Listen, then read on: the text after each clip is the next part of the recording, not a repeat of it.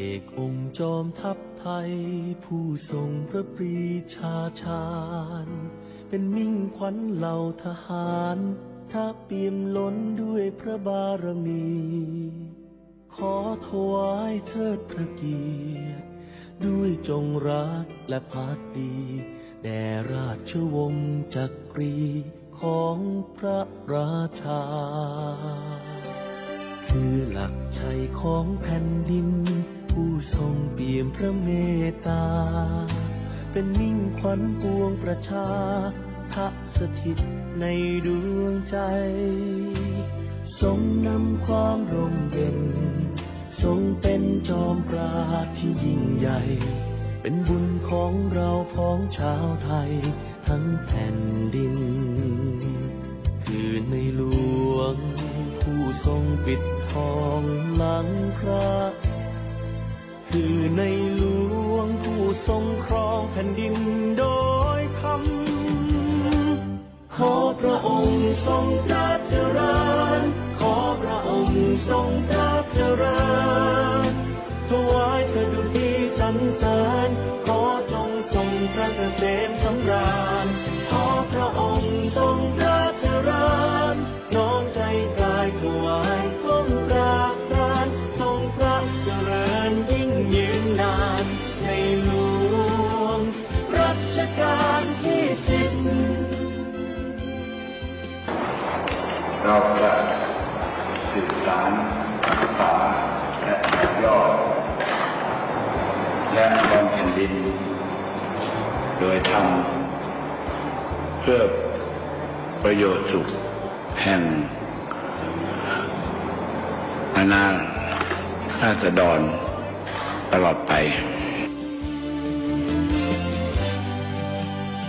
ขอพระองค์ทรงพระเจริญขอพระองค์ทรงพระเจริญถวายสดุดีสรรเสริญขอจงทรงพระเกษมสำราญขอพระองค์ทรงพระเจริญน้อมใจกายถวายก้มกราบกรานทรงพระเจริญยิ่งยืนนานในหลวงรัชกาลที่10ขอพระองค์ทรงพระเจริญขอพระองค์ทรงพระเจริญถวายสดุดีสรรเสริญขอจงทรงพระเกษมสำ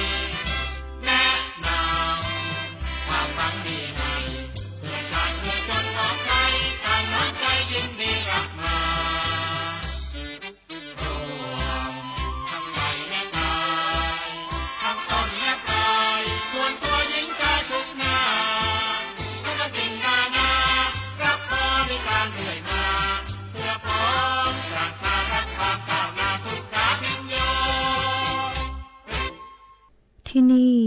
สถานีวิทยุกระจายเสียงแห่งประเทศไทยจังหวัดเชียงใหม่คลื่น AM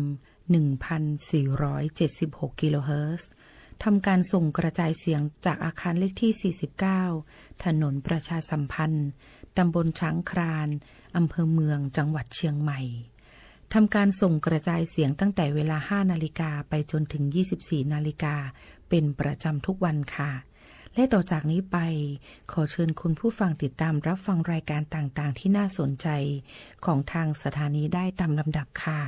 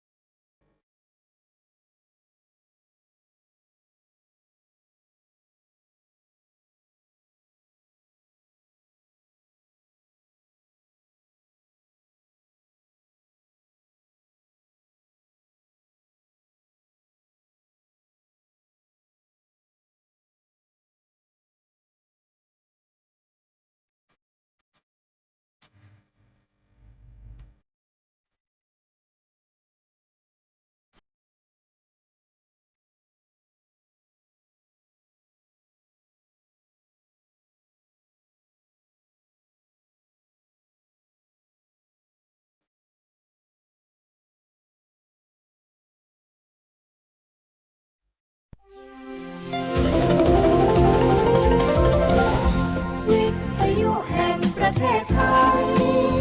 ให้ความรู้คู่ความสุข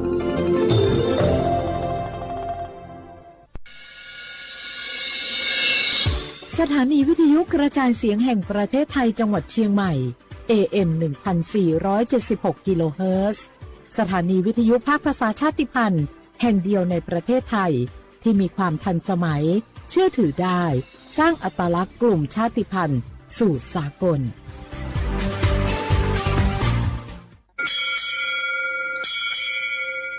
我不打架，我不ชอปเปอร์ เหมือนสุนคา ก็กว้าง เหนียวจง ก็ดูธรรมะ สถานีวิทยุภาษาชาติพันธุ์แห่งเดียวในประเทศไทย ทันสมัยเชื่อถือได้ แล้วพบกันที่สวทเชียงใหม่ AM 1,476 กิโลเฮิรตซ์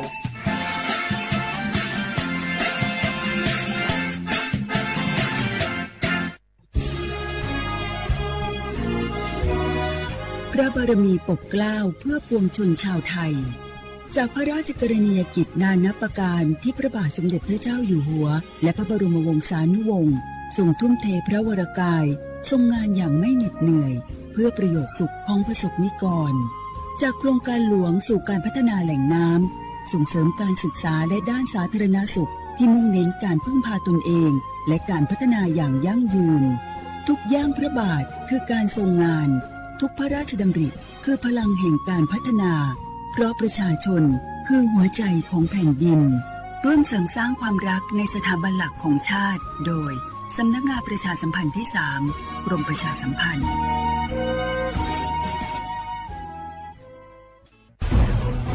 ทุกคนเร็วๆทุกคนเก็บของเร็วๆแผ่นดินไหวแล้วแผ่นดินไหว เดี๋ยวพี่เดี๋ยวก่อนจะรีบไปไหนเก็บของไปไหนพี่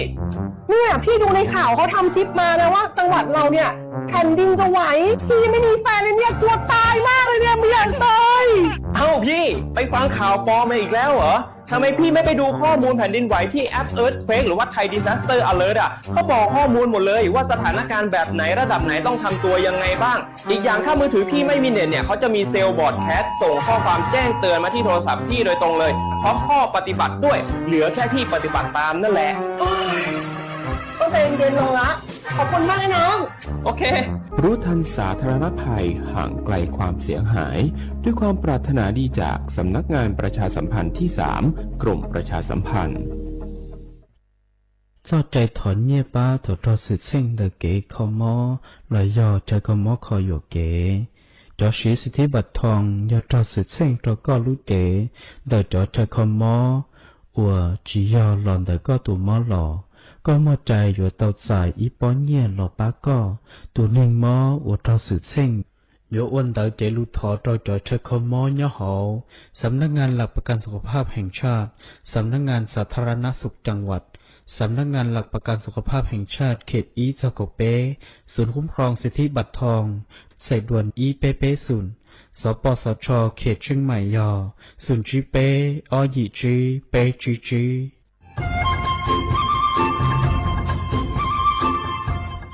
เจ้าอีจงหนาจุกตินิ่งจังมงสวดเล่าลูกว่าอีปังรูทีมเชียงใหม่ชื่อปังเกลาเต้งเหม่งสวดตาปูหาปังฟัวอาองPM อ้อจุดจื้อยอปูมั่วสวดตากุญแยกขอตือหามงจัวจ่อหนูจื้อกุญย้อจวนเต๋อศูนย์อำนวยการหาตีไทยสวดตาปูปังฟัวอาองกุญย้อจวนเต๋อลู่เสงเชียงใหม่ดาวมงเตาจัวตุงเบอร์สุตงศูนย์จื้อเป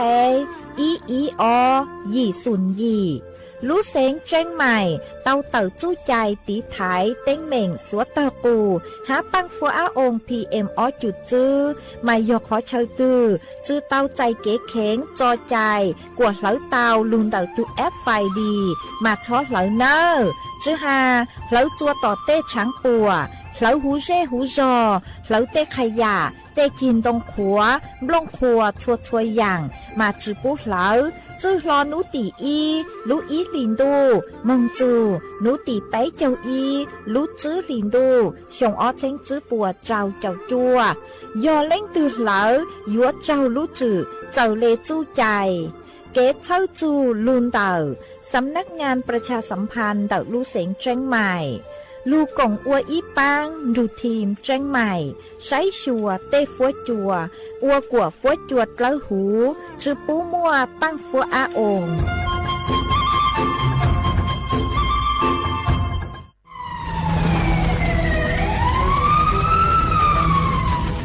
สวดเลยปัวเป้าหาตาพังเก่าเต้เต้าจื้อเก๋เหลอซาจูเก่าล้านไล่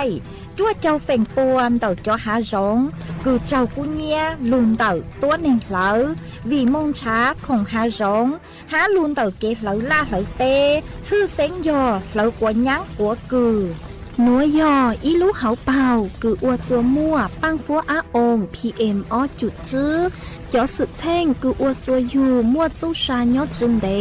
เสี่ยงจ่อกังมอโรคปอดอุดกั้นมะเร็งเปล่าเจหาปังฮื้อจือรงสถาบันวิจัยวิทยาศาสตร์และเทคโนโลยีแห่งประเทศไทยทอเจอสวดเลอช็อเหลอกว่าฟ้วยจัวจงจัวสวดเลอดูรู้โครงการเตาอวนนโยบายเกตหลงเป๋าเกอวล่าอวเต้กวดช้อมมั่วตั้งฟัวอาองPM อ้อจุดจื้อเกเชอลุงเดาสำนักงานวิจัยแห่งชาติ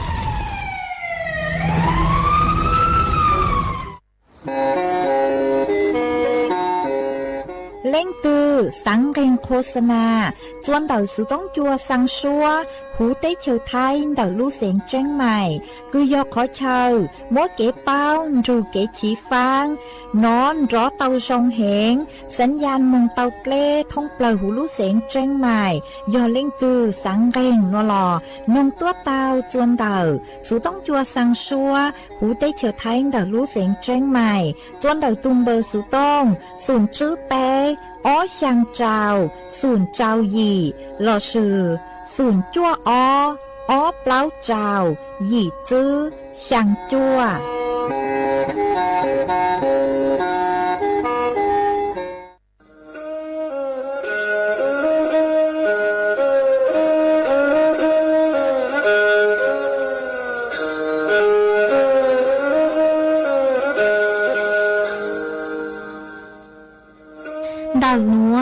số tông chùa sang xua hữu tích thời thái đợi lúc sinh tranh mày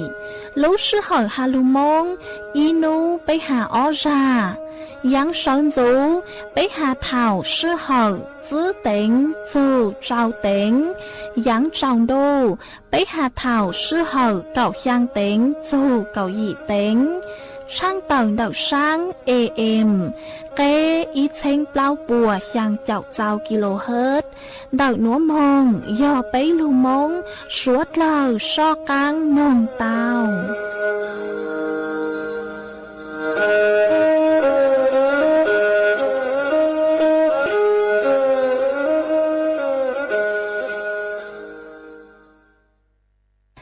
nhớ rong ý trọng nạt sự cứ tin ninh rằng suốt lâu man đậu núa cúm bao nhà sảnh hàng rong xa trọc anh chọn đủ số tông chua halu mong đậu lúc sảnh tranh mày tuôn giữ ý trọng nạt sự cứ tin ninh rằng suốt lâu ôn đánh núa chạy yuột thỏi ý trọng nạt sự cứ tin ninh rằng suốt lâu cứ mình càng lưu sái hang càng lưu nông nhót số hữu page Facebook mà thọกดไม่ปังกดไลค์กดแชร์ý lệnh ýแชร์ปุ๊บตัวเพจสวท AM ýเช้งเปล่าปัวยังเจ้าเจ้ากิโลเฮิรตซ์มากูอดช่องดาวจะไม่สวดเลยกูไม่ปังเชิงกลางสู่ต้องจัวฮาลุมงเดาลุเสียงใจใหม่อ๋อ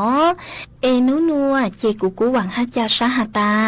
ไม่สวดเลยอยู่ลุงทูกูย่ออวพงยืดเถาปีมองจู่จัวเถาสาวมาอ้วนได้นัวเจกูยดช่างเต่าจัวไม่สวดเลยเต่าเป้าหาตานูนัวเจกูจัวเกาลูชัวจัวไม่สวดเลยเต่าหนอเสืออ๋อยอหาตาเล่งตือมั่วสูเจ๋งเจ้งกลางจือนัวลอไม่ดาวสู่ต้องมองสุนชาไม่วิยอหาตากูชิย่อจวนดักสู่ต้องจัวเลยเจยัวจือมั่วเล่งตือลูใจไม่เลยสู่ต้องเจกูช่างเต่าจัวไม่สวดเลยเต่าเป้าเลยหนัวเอจวนจือหนัวเจเป้สวดเลยมองกงกี้หล่อใจอ้วกี้จวนจือมอง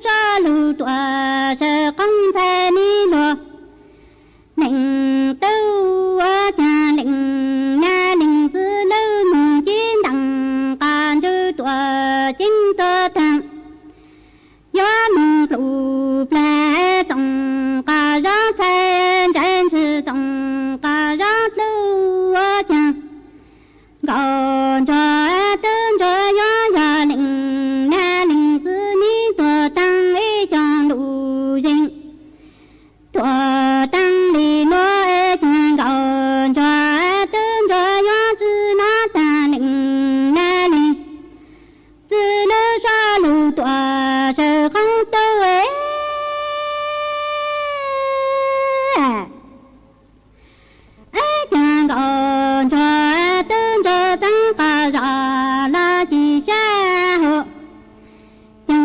còn cho tương cho định nghe định tư hồ tua tua tăng cho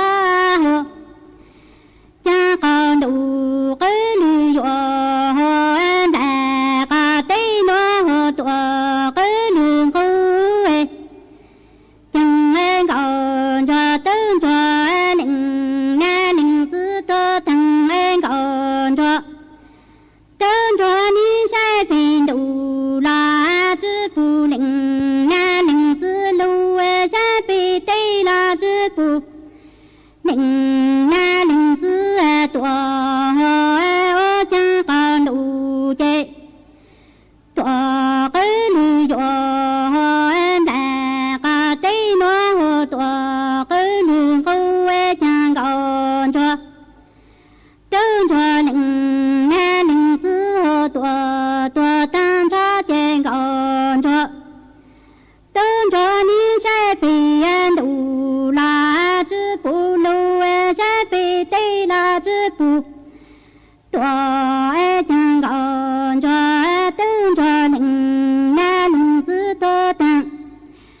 còn cho tương cho sai bị đủ là đủ lâu là đủ ngon cát lư sai bị tê tê lâu tây là tua mình cát lư sai bị đủ là chữ phụ ninh na ninh tư tu chủ tu ninh lu sai bị tây là chữ phụ ninh na ninh tư tu chủ tu ninh đấy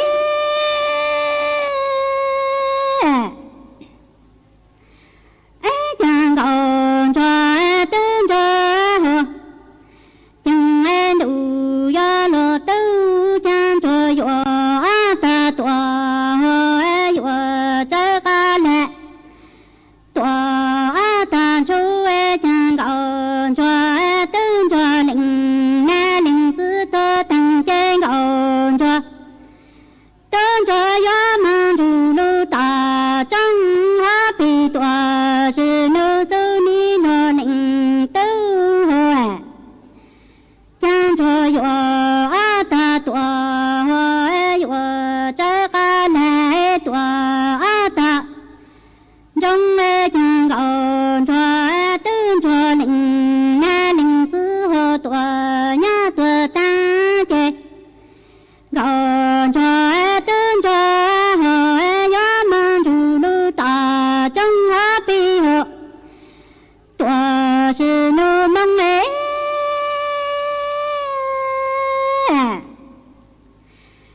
chẳng còn cho tương cho hồ định nghe định tư hồ tua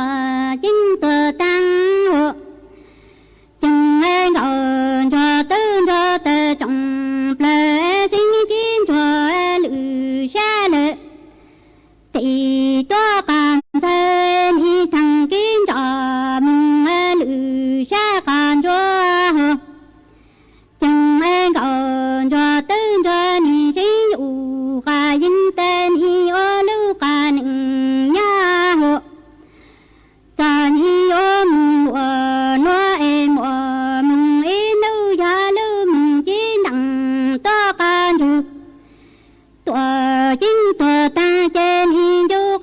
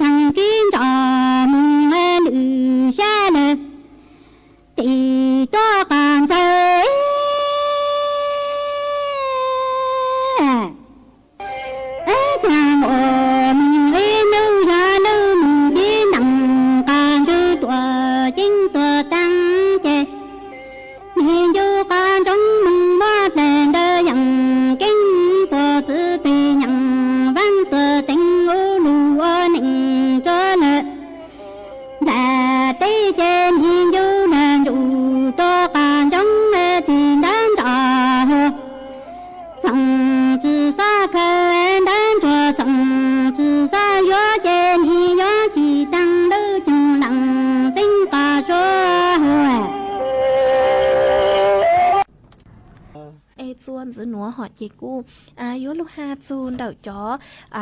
ปังฟัวอาองค์ PM อจุดจื้อมินจื้อมา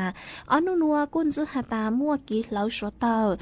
ตาเต้าเกิดจื้อหาเหลาหังสงเหลาลาเหลาเต้มายุอจัวมั่วจ๋อปังฟัวอาองค์ PM อจุดจื้อเต้าเกิดมาอจัวเสียงเต้าใจจ๋อกังหม้อยอดจะหุยลุจี5ซื้อเลยจ๋อกังหม้อโรคปอดอุดกั้นมะเร็งเปล่าเจลอสยอปังคลื่นจื้อจงเต้หนัวกีเหลาหนัวเจปวดเหลาวิยอหาตายวนช้าเต้ของหางสงเต้ลอสยอยดเหลาลาดเหลาเต้มาจ๋อหนูจื้อกือยอจวนดอกสถาบันวิจัยวิทยาศาสตร์และเทคโนโลยีแห่งประเทศไทยลอสยอวกุทอเจ้าจัวอีจงหนาจื้อกุตีนึงทาจังไทยสวดเหลาชอดเหลาสวดเหลาสะเลยมั่วฟัวจัวจงยอลูซื้อยอจัวสวดนัวเจกูจะลูถังคาจัวสวดเหลาเตาเป้าเลยหนัวส่วนจือหนัวเจกุยมัวอีจังสื่อยอลูถังจัวสวดเหลาเตาเป้าอีจงหนาจือกุตีนึงจังสวดเหลาไม่สวดเหลาอยู่จุดเตาเจงฟังจูจ่อ SMS ยัวคือยัวนาบจ่อลิงจู SMS ตัวหลังจากสวดเหลาหาตาปูอยู่ปูญาติเหลาจัวสวดเหลามาช้อนหนอกก้างจุดช้อหน้าช้อกรอกอยู่เลขข้อมูลลอสยอช้อนเร่งจ่อข้อความต่างเฉินเดาวิจ่อมิจฉาชีพยัวมั่วกีดลังจาสร้างข้อความ SMS หาตายัวปูญาติเหลาจัวสวดเหลาอวดสิทธิพิเศษหนอมายอดจนดาวตัว SMS เตปูยัวมั่วจ่อลิงจัวจัวอยู่กดรับสิทธิ์เดาหาปูยัวลังจาจัวอยู่กรอกอยู่เลขข้อมูลหลอดสยออยู่เลกีญาจ่าจัวหูมายัวเสียงคืออยู่จ่อญาดาวไหลบัญชียัวจองโกมงมาจ่อจุดสังเกตดาว SMS จัวมาจ่อต้นแห่งดาวยัวมั่งกว่าอยู่กดใจจ่อลิงดาวยัวเสนอจ่อญาดาวเก่าจัวอยู่ให้ยงหยิจัวอยู่แหงมาจ่อลิงจวนดาวเตยัวจือน่าเชื่อถือให้ยัวซื้อจอมเบหน่วยงานลอสยอจ่อข่งกืนร้อนจะลูแอบอ้างเนอเป้อย่างคือยัวจุเตาตีไทยยูทูบเข่งจะกวดจะช้อเจ้าลังจายอดจะช้อนนาจอลิงคือปวดสังตัวจะช้อกรอกอยู่เลยข้อมูลส่วนตัวจะช้อโอนย่ามองจัวปัวเลยหัวจอวิธีคือยัวตีท้ายหน่วยเจยุจุเตาชวนจวดจอข้อมูลเดาจอเฮากีทางราชการลบจอ SMS คือน่าสงสัยเต่าต่างชินเดาจะตั้งเลยหนัวยอหตายูมองนาเจ้าจอลิงเดาเหล่าเจยุจุเตาชวนจัวตู่บัญชี5อยู่จุลงเปาอยู่เลยรหัสผ่านเดาอยู่ลุสุต้งลอสยอเดาอยู่จอแอปธนาคารบอกเลยหนัวซื้อเจ๊มั่วเป็นสื่อตีท้ายเตาเหล่าเจ๊กูจะหลุดทางค่าจัวสวดเหล่าเตาเป้าเลยหนัวจวนซื้อหนัวเจ๊สวดเหล่าจากการจูกูมงกงกีหล่อสิวากีเตา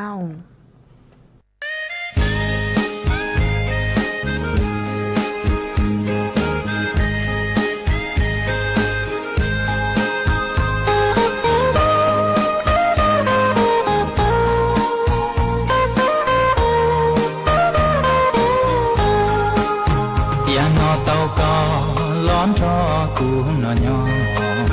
นออาปือชอชีจอชีเธอดาชีลูกแมงม่วงเดยอล้วนสีช่างดูลินดี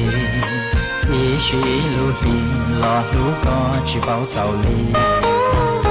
มองดาชีเพียลีตองรอก็ยอเพียลียอชีนอลูล้อวันนึงเตียนอลูนรอปอจอเกลูเทียมcho kịp lo kế tua trâu ý chí hoa sư tướng lòng lơ kia chỉ tàu tàu xia yo ta ý kia yo tua tàu chia yo tua có xì hông đê tu có xiêm đê li tu đê lu ít lia rơi từ trong lu chỉ trong đàn lu tứ giờ chỉ can thu vì nhỏ mua có lo nhớ lo ô cụ thu một gió kê lu lo lo cho lũ xe lũng trường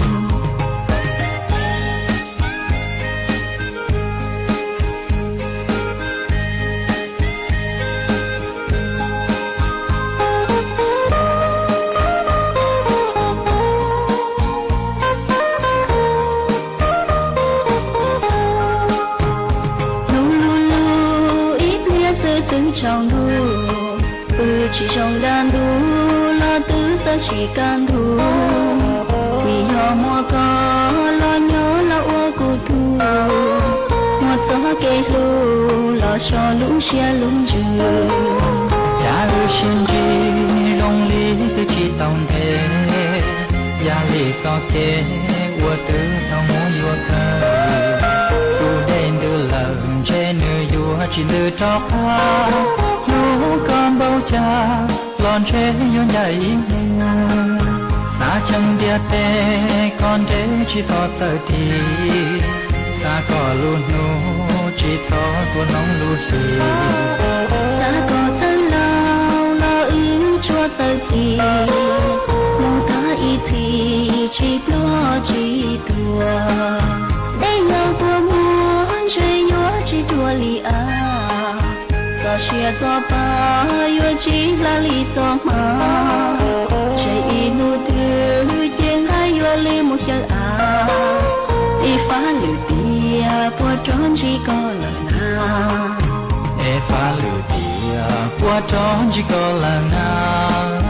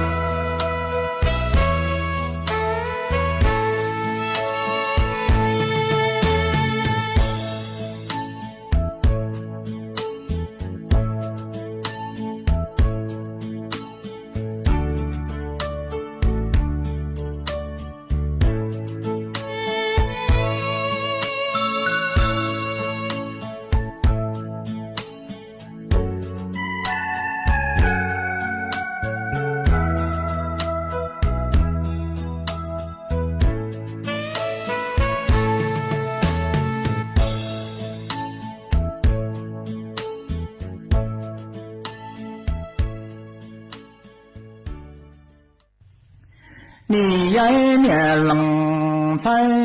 chớ nì trán tàu lăng cầu râu rong lờ lùa nói đà đăng mu lờ lò trá thâu dâu đầy nhuận tớ chỉ ngờ gió xí sâu lọ những vì do lòng nia lòng chi chê nhà pu đà lơ chi pu tàu nhà lòng say ồ nì dây nhà lòng say chê đà đăng ký khâu lăng lờ gò trâu rong lờ lùa nói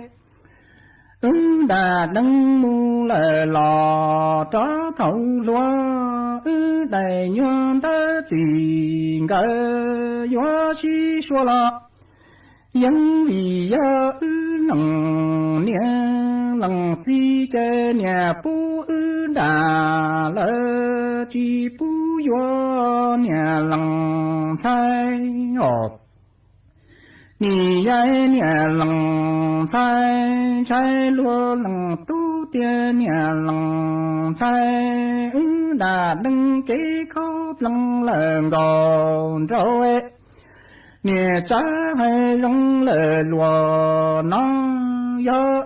đà chi suy tôi lòng xe chi khóa đề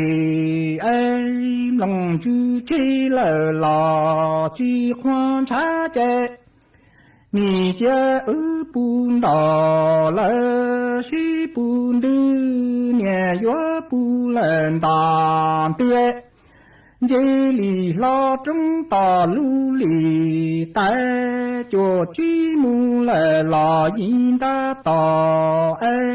niên say gió hay rò tia lúa lằng tu ư đà đăng cây khâu lăng làng gòn rau lăng lệ lùa nó chi si tao chê cha ư yu chân lia mu lệ lò chơ chua plò ê ư mà li mu chia lệ lin chia Wang cờ cá lia lia mu lệ lò tu cá si si kê mà li mu si lờ lù lơ cho giống trồng y lì noa lu chín trò lúa lằng tu ni gió hay rò tiền nhà lằng say đà chi si tao la yu chân lia chi chóp lò ê trà chi qua lằng nia lằng chi mu lệ lò lệ lú chơi chua lọ nhẹ gió hoa trao lúa hoa tàu xí ra ó cha mu lệ lò lệ lú chơi ta nhẹ lằng say ồ nì dây nhẹ lằng say say lúa lằng tu tia đà đăng cây khóc lằng làng gòn rau rong lệ lúa nó chi xí tao nhà do em lòng xe chi khóa để em lòng chú chi là lò chi khoan xa chê nè chê bùn đỏ là xí bùn tươi nhà gió bù lên đàn tư dê lì lo trong tà lưu lì tay cho chi mù là lò yin ta chơi trái niên trái gió hay rò tia lúa lằng tu cái lăng đầu rau rong lệ lúa nó chi xí tao chi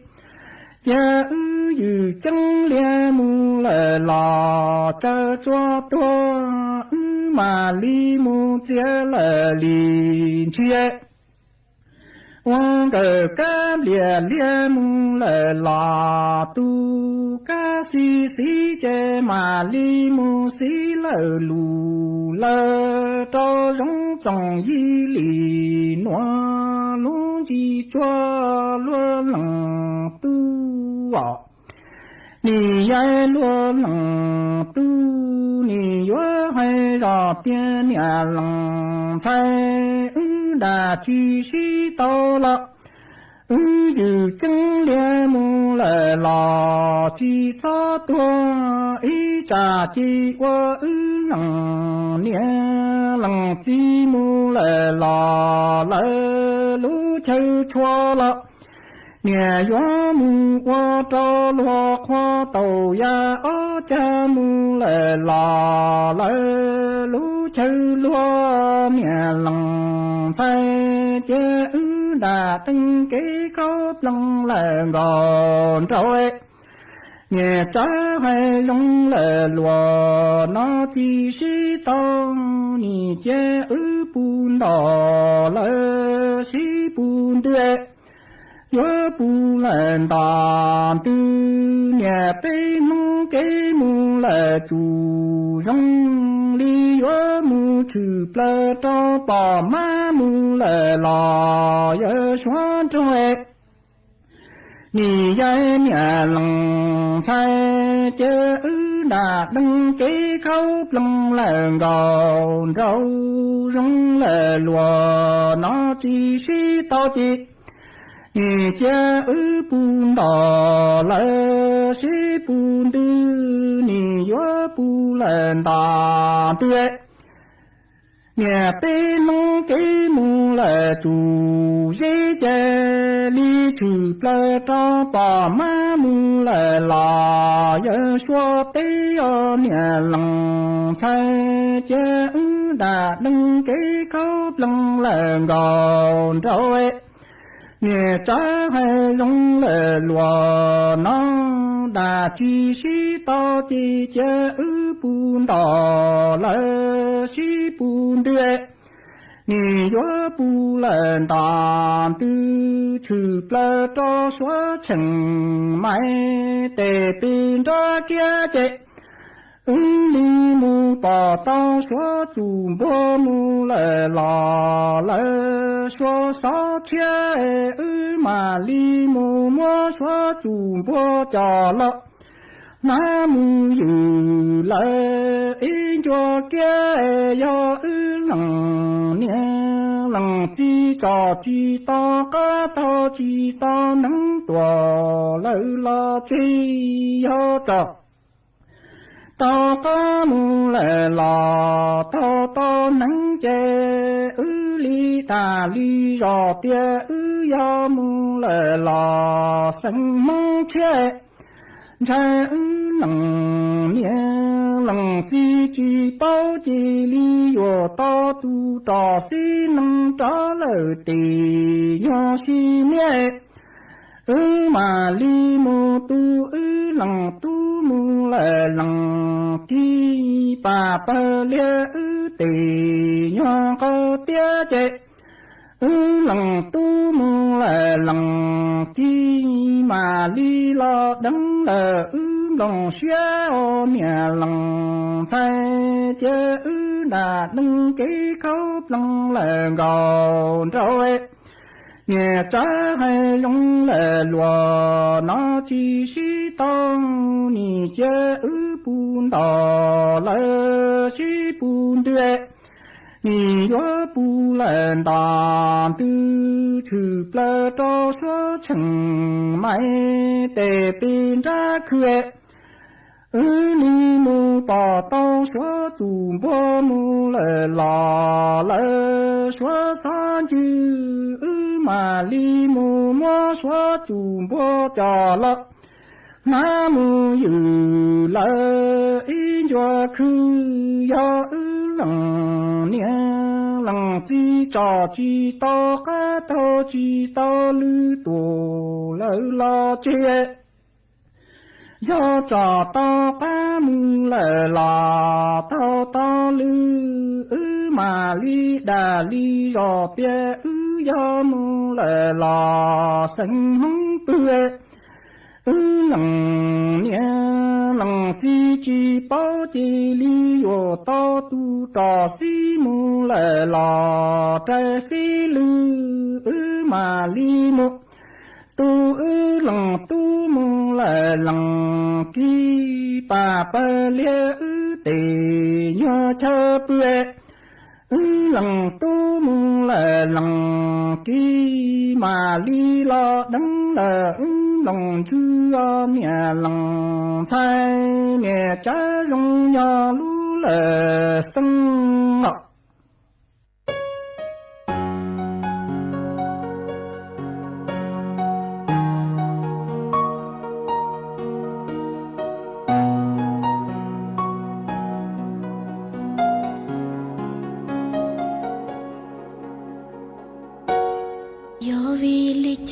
Ku thia yo tu mo yo vi da chi ku thia yo tu yo khơi chia e chi no ka ko mu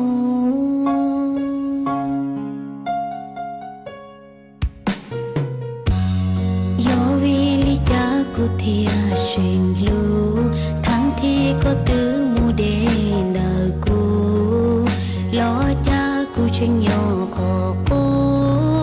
trên khá gió cây lưu nó chia chỉ mùa nó cá mù cụ xa có cụ nó hoa tao li co thiệt chỉ nó mò thiên lý trên gió lo cha cụ ua chỉ tao li co e thiệt bằng nhon ra gió kề mò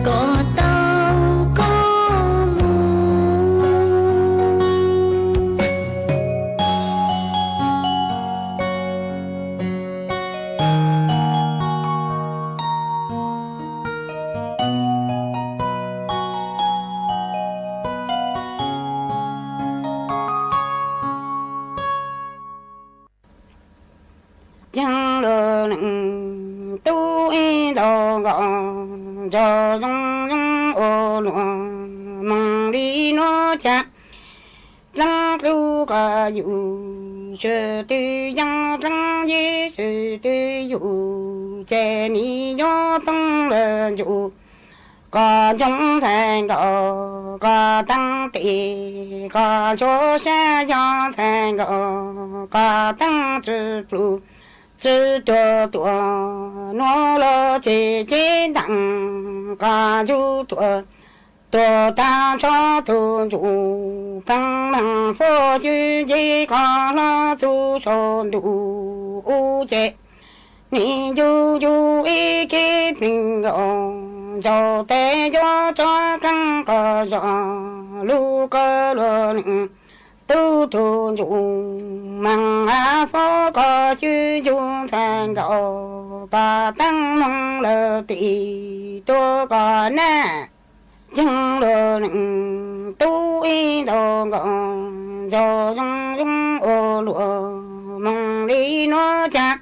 căng cứu có ta tuổi sự tư giang ra dễ sự tư dụ chè ni tung lờ dụ có trong thành gạo có ta tệ có cho plơ yo in đồ gạo cho chữ tao em mong ấy nu thành gạo có tăng chữ blu chữ tua tua nó lơ chỉ chiến đặng có chú tua tua ta cho chén chỉ có nó chú cho đủ chén chén du du ý kết mình gạo cho có số gió cho căng có cho lu cơ lo nặng tu tu chủ mà phô có chư chung thành có ta nó mong lờ tỷ tô có nè chẳng thành có tăng vô ta nữ vô lo tu cho cú cho có nhỏ chữ cho em như nó ý lì thịnh đu tì chữ hồ tùa hồ trắng nó ý hồ ta nè mong ý tăng mô ý tăng so so tùa cho so dì ê mong ý nu ê cha có tùa lu cú tùa mong ý nhó mong hồ tự cơ có ta hồ tùa cho tăng tí hồ lụ vô lụ tu chế đỏ lì ê tùa thôn chú u cú trì ê cỏ nhó chư trì chế y nhó mong hình đu tì chư hồ tùa hồ trắng tì y hồ ta nè mong y cho ê ni mô in cho so tu so chẳng hồ đủ vô lô tu hồ chớ cú tô mong em mong y nu e có cho tô lù tê y đi du lên du có trong y kết mình cho hồ tùa chớ chớ tao tê y đi mong ô tự cơ có ta hồ tùa cho ta chẳng em thành có tăng chiến đặng có du chi tô tăng em dù mong á phó có chư chi có nó tu sổ đủ chè chè gió mong khi tăng dự sơ có nhung nó lưu có trùng cho vang lặng e du du ý kế tình độ cho có số ni gió lưu ở trong tiền nụ có nô gió lưu xe lưu lưng tư cha lưu lên đàn chẳng hoa lưu gió lưu tư cha thành có tăng lưu nhiều chiến đặng có du tua ta cho e ni gió chỉ có nó tu bền đủ chế gió mong khi ta dự sơ có nhung lu có trồng cho hàng dây e che gió du du ý kết tình cho có số chế ni gió lu ở trong tiền nụ có nó sẽ luôn tu cho lu là chẳng hết lù yo lù nịnh yo tu chang lù nịnh tu ấy kết mình ngộ cho có số mi dung ô lùa nó ô tuổi chơ chơ to lùa nịnh yo tu chẳng thể ngộ có tăng đi ta cha dặn có chi nó cho ta giống hồ chỉ sẽ có nó ếch có mong bố dặn chỉ có ta nó giống hồ chỉ sẽ có nó đủ thằng nè mong in chú có cho tổ chế có cho gió luôn sáng sẽ ngộ có ta cho thằng em dự chơi cả những lúc cả trong đủ hô đủ vô lô tu chẳng sẽ ngộ có tăng đi ta ý kết mình ngộ cho có số hồ tuổi chơi chơi tao tê chế gió mong cho ta dặn chính cả ta nó ý chú giống hồ nụ giống cả xa ê cả mong mô dung hồ nụ dung quả xa tu tăng nè mong y thăng ê cọ cho tô lù chế cọ cho lù sáng sen gỗ cả tăng cho ta dự sơ cả nhung lù cả chung vang ê lù hình vô lù tu chẳng mùa mong y nu ê lù tu lù vô chế nặng cả du tuộc tổ ta cho e luôn yo tu cho luôn sáng sen gỗ có tăng nữa cho ta dự có những lúc có chung đủ tê luôn tu ni ta đủ do sen gỗ có tăng e cha có lu yo trên đằng có du tu cho lu lơ lì e cha đằng cả gì tua là chú e có bố bao chú khi tua mong hóa tư em thành ngộ cả tăng vô ta nữ vô đồ tư chẳng e chú có khi tua ý lý mong nhận cơ có ta nhận vắng có tình khi số đó e cha chú có khi tua ý lý mong nhận cô có ta e nhận vang có tên ký xôn đó chú có ký tô chế e tự số mong e chú có ký nhủ ký nâng nữ tô có dô e mong chế chú ký tô chế ni yo chú ký phong lơ tỷ tô có số e chẳng chú có cái tổ nó tê chủ có cái nhủ cái nâng nhó nhị nhó mong lử tô có cho ý số mong ý mong tê chủ có cái tổ yo chủ cái bao lờ tỷ tô có tờ hoa lử yo lờ tu ích tự số mong chủ kỳ hồ tuổi cho tì tỏ ý nhó mong lờ chủ kỳ hồ tuổi cho tỏ ý đồ ngộ cho có số nhận có tí nó chữ tao chị ý nhó mong ta có chữ nè đang có ta mi mong vô mong cho thằng ý tỷ tu hồ tiền dạy ý chỉ có lý cho đủ vô đủ tu chẳng e chủ kỳ tổ ý sao mong e chủ kỳ bề tỏ e ý nhô mong e chủ cho tỏ bề cha ý đồ ngộ cho có số hồ tuổi chơ chơ tỏ chẹt ý nhô dù có dung lý số nhận có tí nó ý vô mong chơ có chơ nè đa có ta mi mu yo mong cho tầng y tỳ tu tiền ra y chỉ có lý bề chế y đồ ngộ còn cho có số dung ô lụa nó nhớ cho số nhận có tính nó hồ tuổi chơ chơ tao chẹt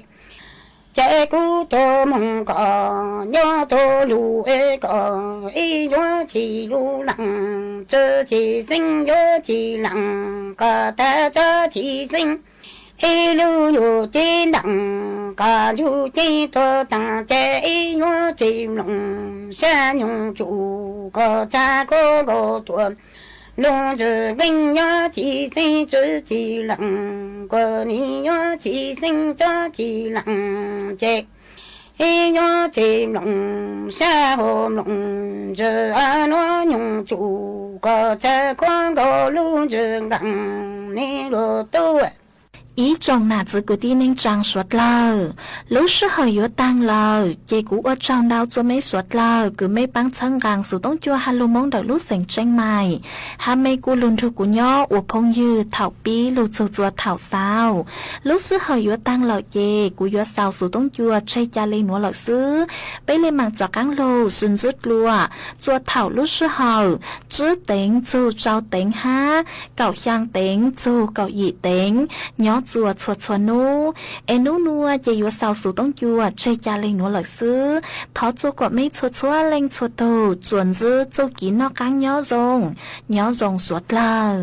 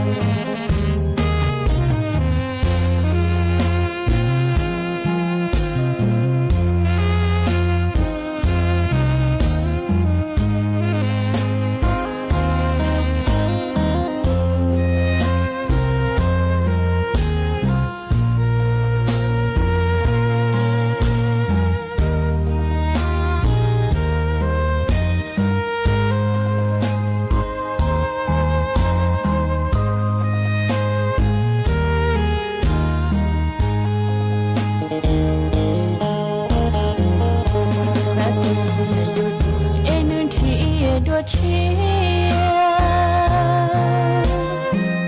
你正高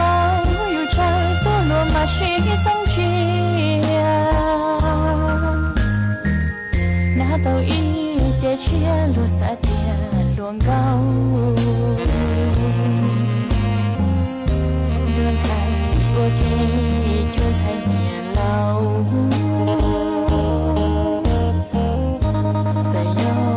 给老成中高，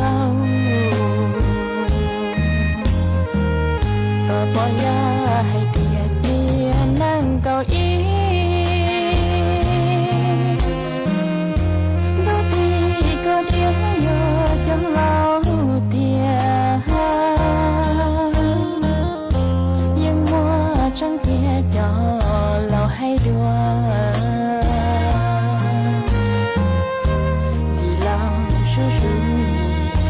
高多，你古老木去成歌。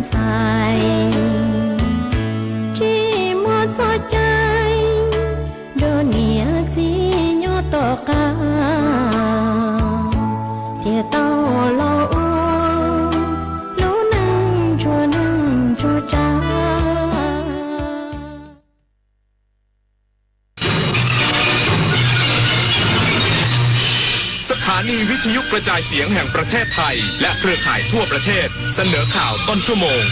รู้เร็วรู้จริงเกาะติดทุกสถานการณ์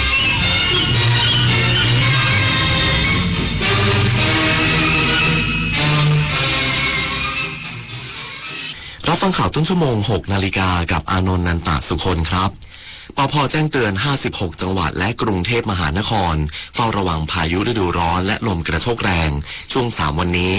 อีกสักครู่กับมาติดตามรายละเอียดครับถ้าบริษัทเราอยากได้ใบรับรองพลังงานหมุนเวียนเพื่อต่อยอดทางธุรกิจเราต้องทำยังไงดีนะ Do it now ก็ขอเร็กไปรับรองการใช้พลังงานหมุนเวียนที่ PEA จัดหาให้สิพ่อ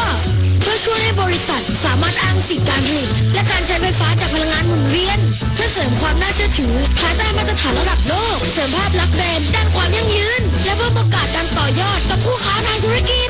แบรนด์โตภายใต้มาตรฐานอย่างยั่งยืน Do it now Green Power by PEA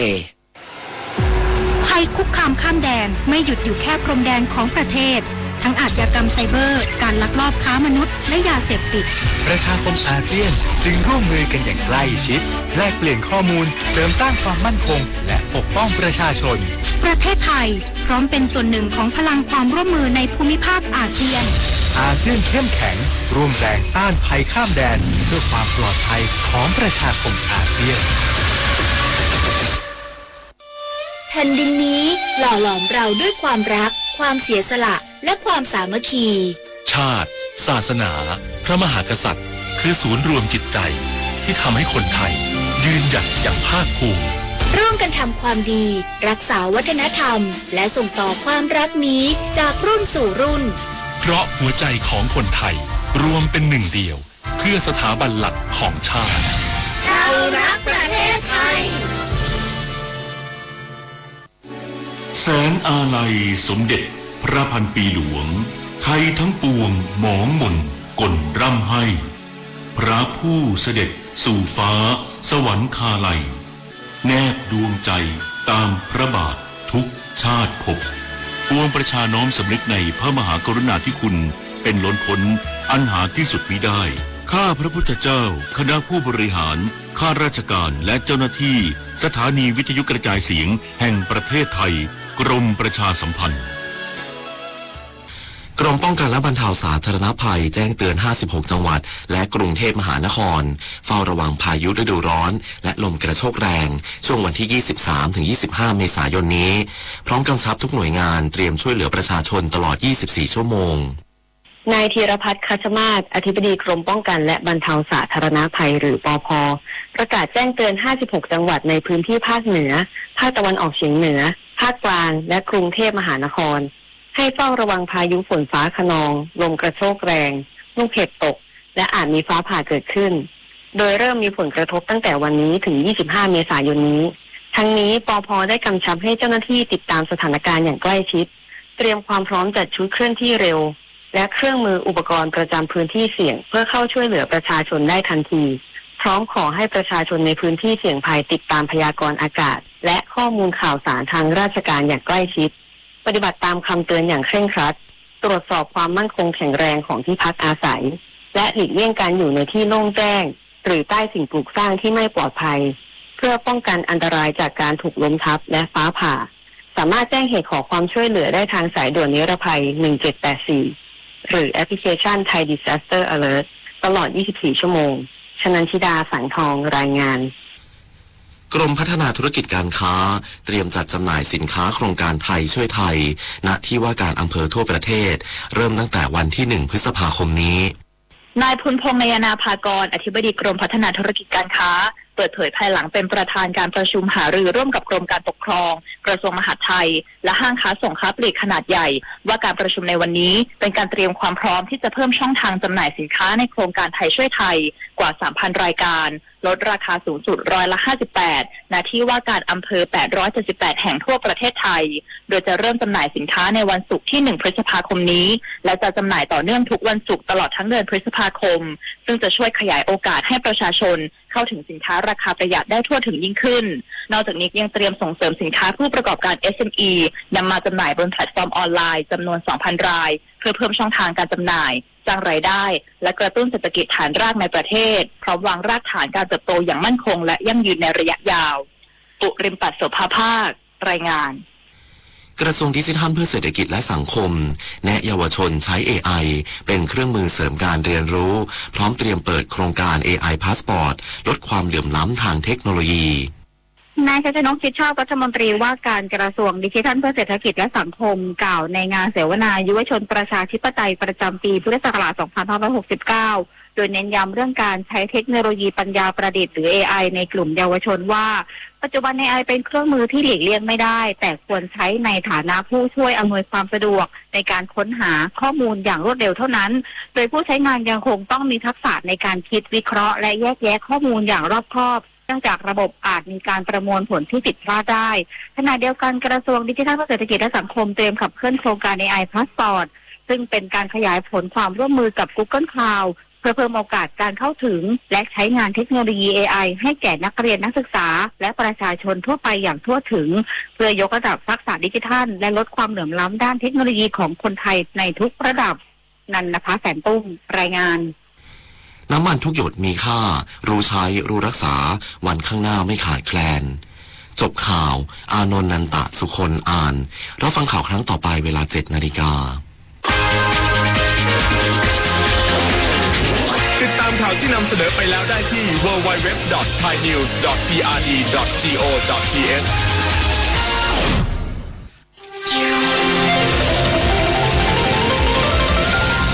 วิทยุแห่งประเทศไทย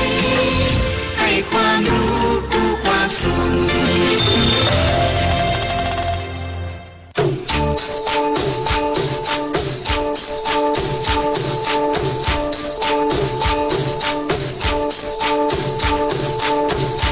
ปลุกผู้ฟังรับอรุณเสิร์ฟข่าวอุ่นๆข่าวยามเช้าเข้า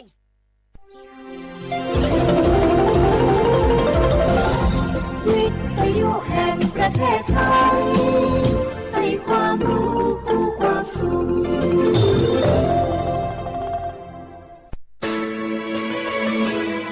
สถานีวิทยุกระจายเสียงแห่งประเทศไทยจังหวัดเชียงใหม่ AM 1476 กิโลเฮิรตซ์สถานีวิทยุภาคภาษาชาติพันธุ์แห่งเดียวในประเทศไทยที่มีความทันสมัยเชื่อถือได้สร้างอัตลักษณ์กลุ่มชาติพันธุ์สู่สากล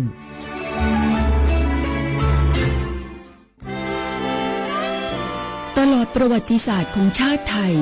พระมหากษัตริย์ไทยทรงเป็นพลังศรัทธา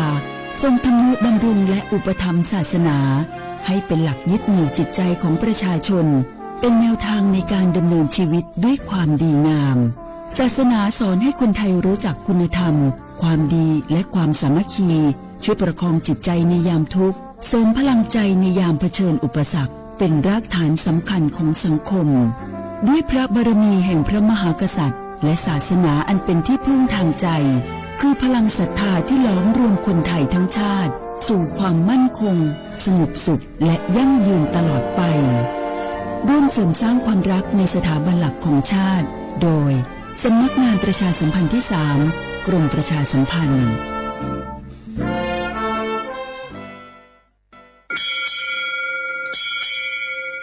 โอโบดาจ้าโอบิชเปอร์เหมยสุงคาบอกว่าย้อซงโอดูธรรมาสถานีวิทยุภาษาชาติพันธุ์แห่งเดียวในประเทศไทยทันสมัยเชื่อถือได้แล้วพบกันที่สวทเชียงใหม่ AM 1476 กิโลเฮิรตซ์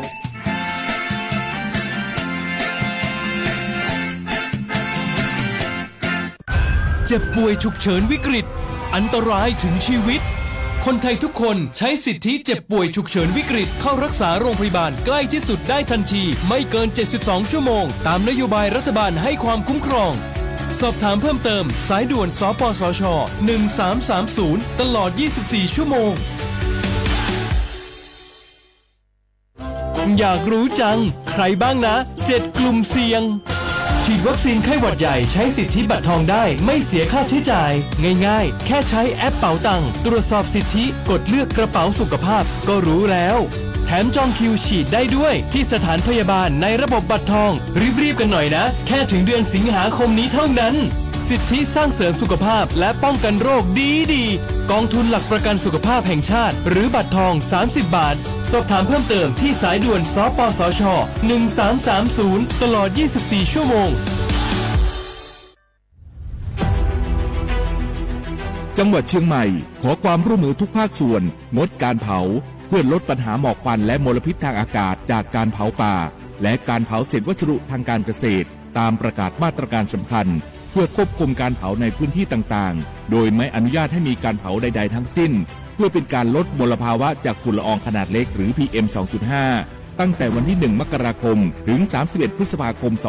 2569 หากจำเป็นสามารถลงทะเบียนขออนุมัติผ่านระบบไฟล์ดีและเบิร์นเช็คได้ฝ่าฝืนต้องระวังโทษจำคุกและปรับหรือทั้งจำทั้งปรับจังหวัดเชียงใหม่ส่งเสริมการใช้เทคโนโลยีในการจัดการขยะและเศษวัสดุทางการเกษตรเพื่อลดการเผาในอนาคตและสร้างสภาพแวดล้อมที่ดีขึ้นในระยะยาวหากพบเห็นการเผาในพื้นที่ห้ามเผาหรือพบผู้กระทำความผิดสามารถแจ้งข้อมูลได้ที่ 053-112-808 หรือ 191 ตลอด 24 ชั่วโมง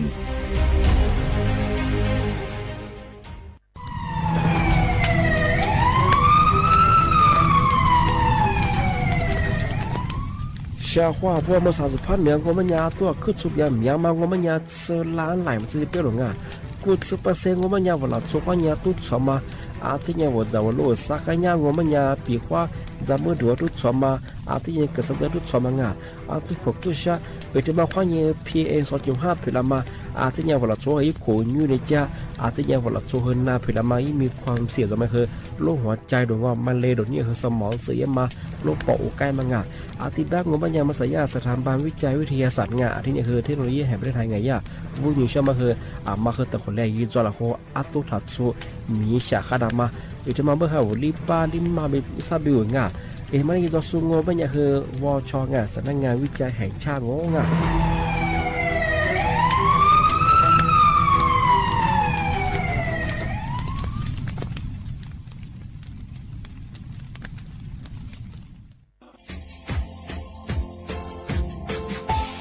ชาว่าพระวัฒมาปีใหม่อาทิตย์สุดตาจินชามองมันยังไงอามุสาจังหวัดเชียงใหม่ค่อยมาปีใหม่ปากไก่ฝรั่งที่5ที่นี่ก่อนปุ๊บก็ยังว่า5 3次ที่นี่สังเกตคนตัวนี้โฉดสึกกูขวางมาคืออาตุทัดโซดงกับปากกับเมียมเดสพิอาลุมีโดขยันโดอาจุเปดงสัตว์ความแบบดิต้มแบงอาตุทัดโซบงอาทิยาวพื้นที่หรือตัวจางโง่เป็นยังก็ยาระบบไฟดีข้อนี้มาอนุญาตยังไม่คือมาคืออาตุทัดโซดงอาทิยังปีข้าววัวตุ้ด2เป็นยังฝ่าฝืนยังคือกลุ่มหมายละชัวยาชัวยาโซดงอาทิบ้างเป็นยังมาอาตุชัวอาตุเบียพมองโง่เป็นยังอาวุธโทแจ้งศูนย์อำนวยการแก้ไขปัญหาหมอกควันอาทิยังคือฝุ่นละอองมาคือจังหวัดเชียงใหม่ยี่เบอร์โทรโง่เป็นยัง053อาทินี้112808หรือจะมาโง่เป็นยังสำนักงานประชาสัมพันธ์จังหวัดเชียงใหม่ก็ยังดีปีมากทีเดียวประกาศยี่ฝรั่งอันนี้ประกาศมาก็ตะวันเลยยืนจะหลับฝรั่ง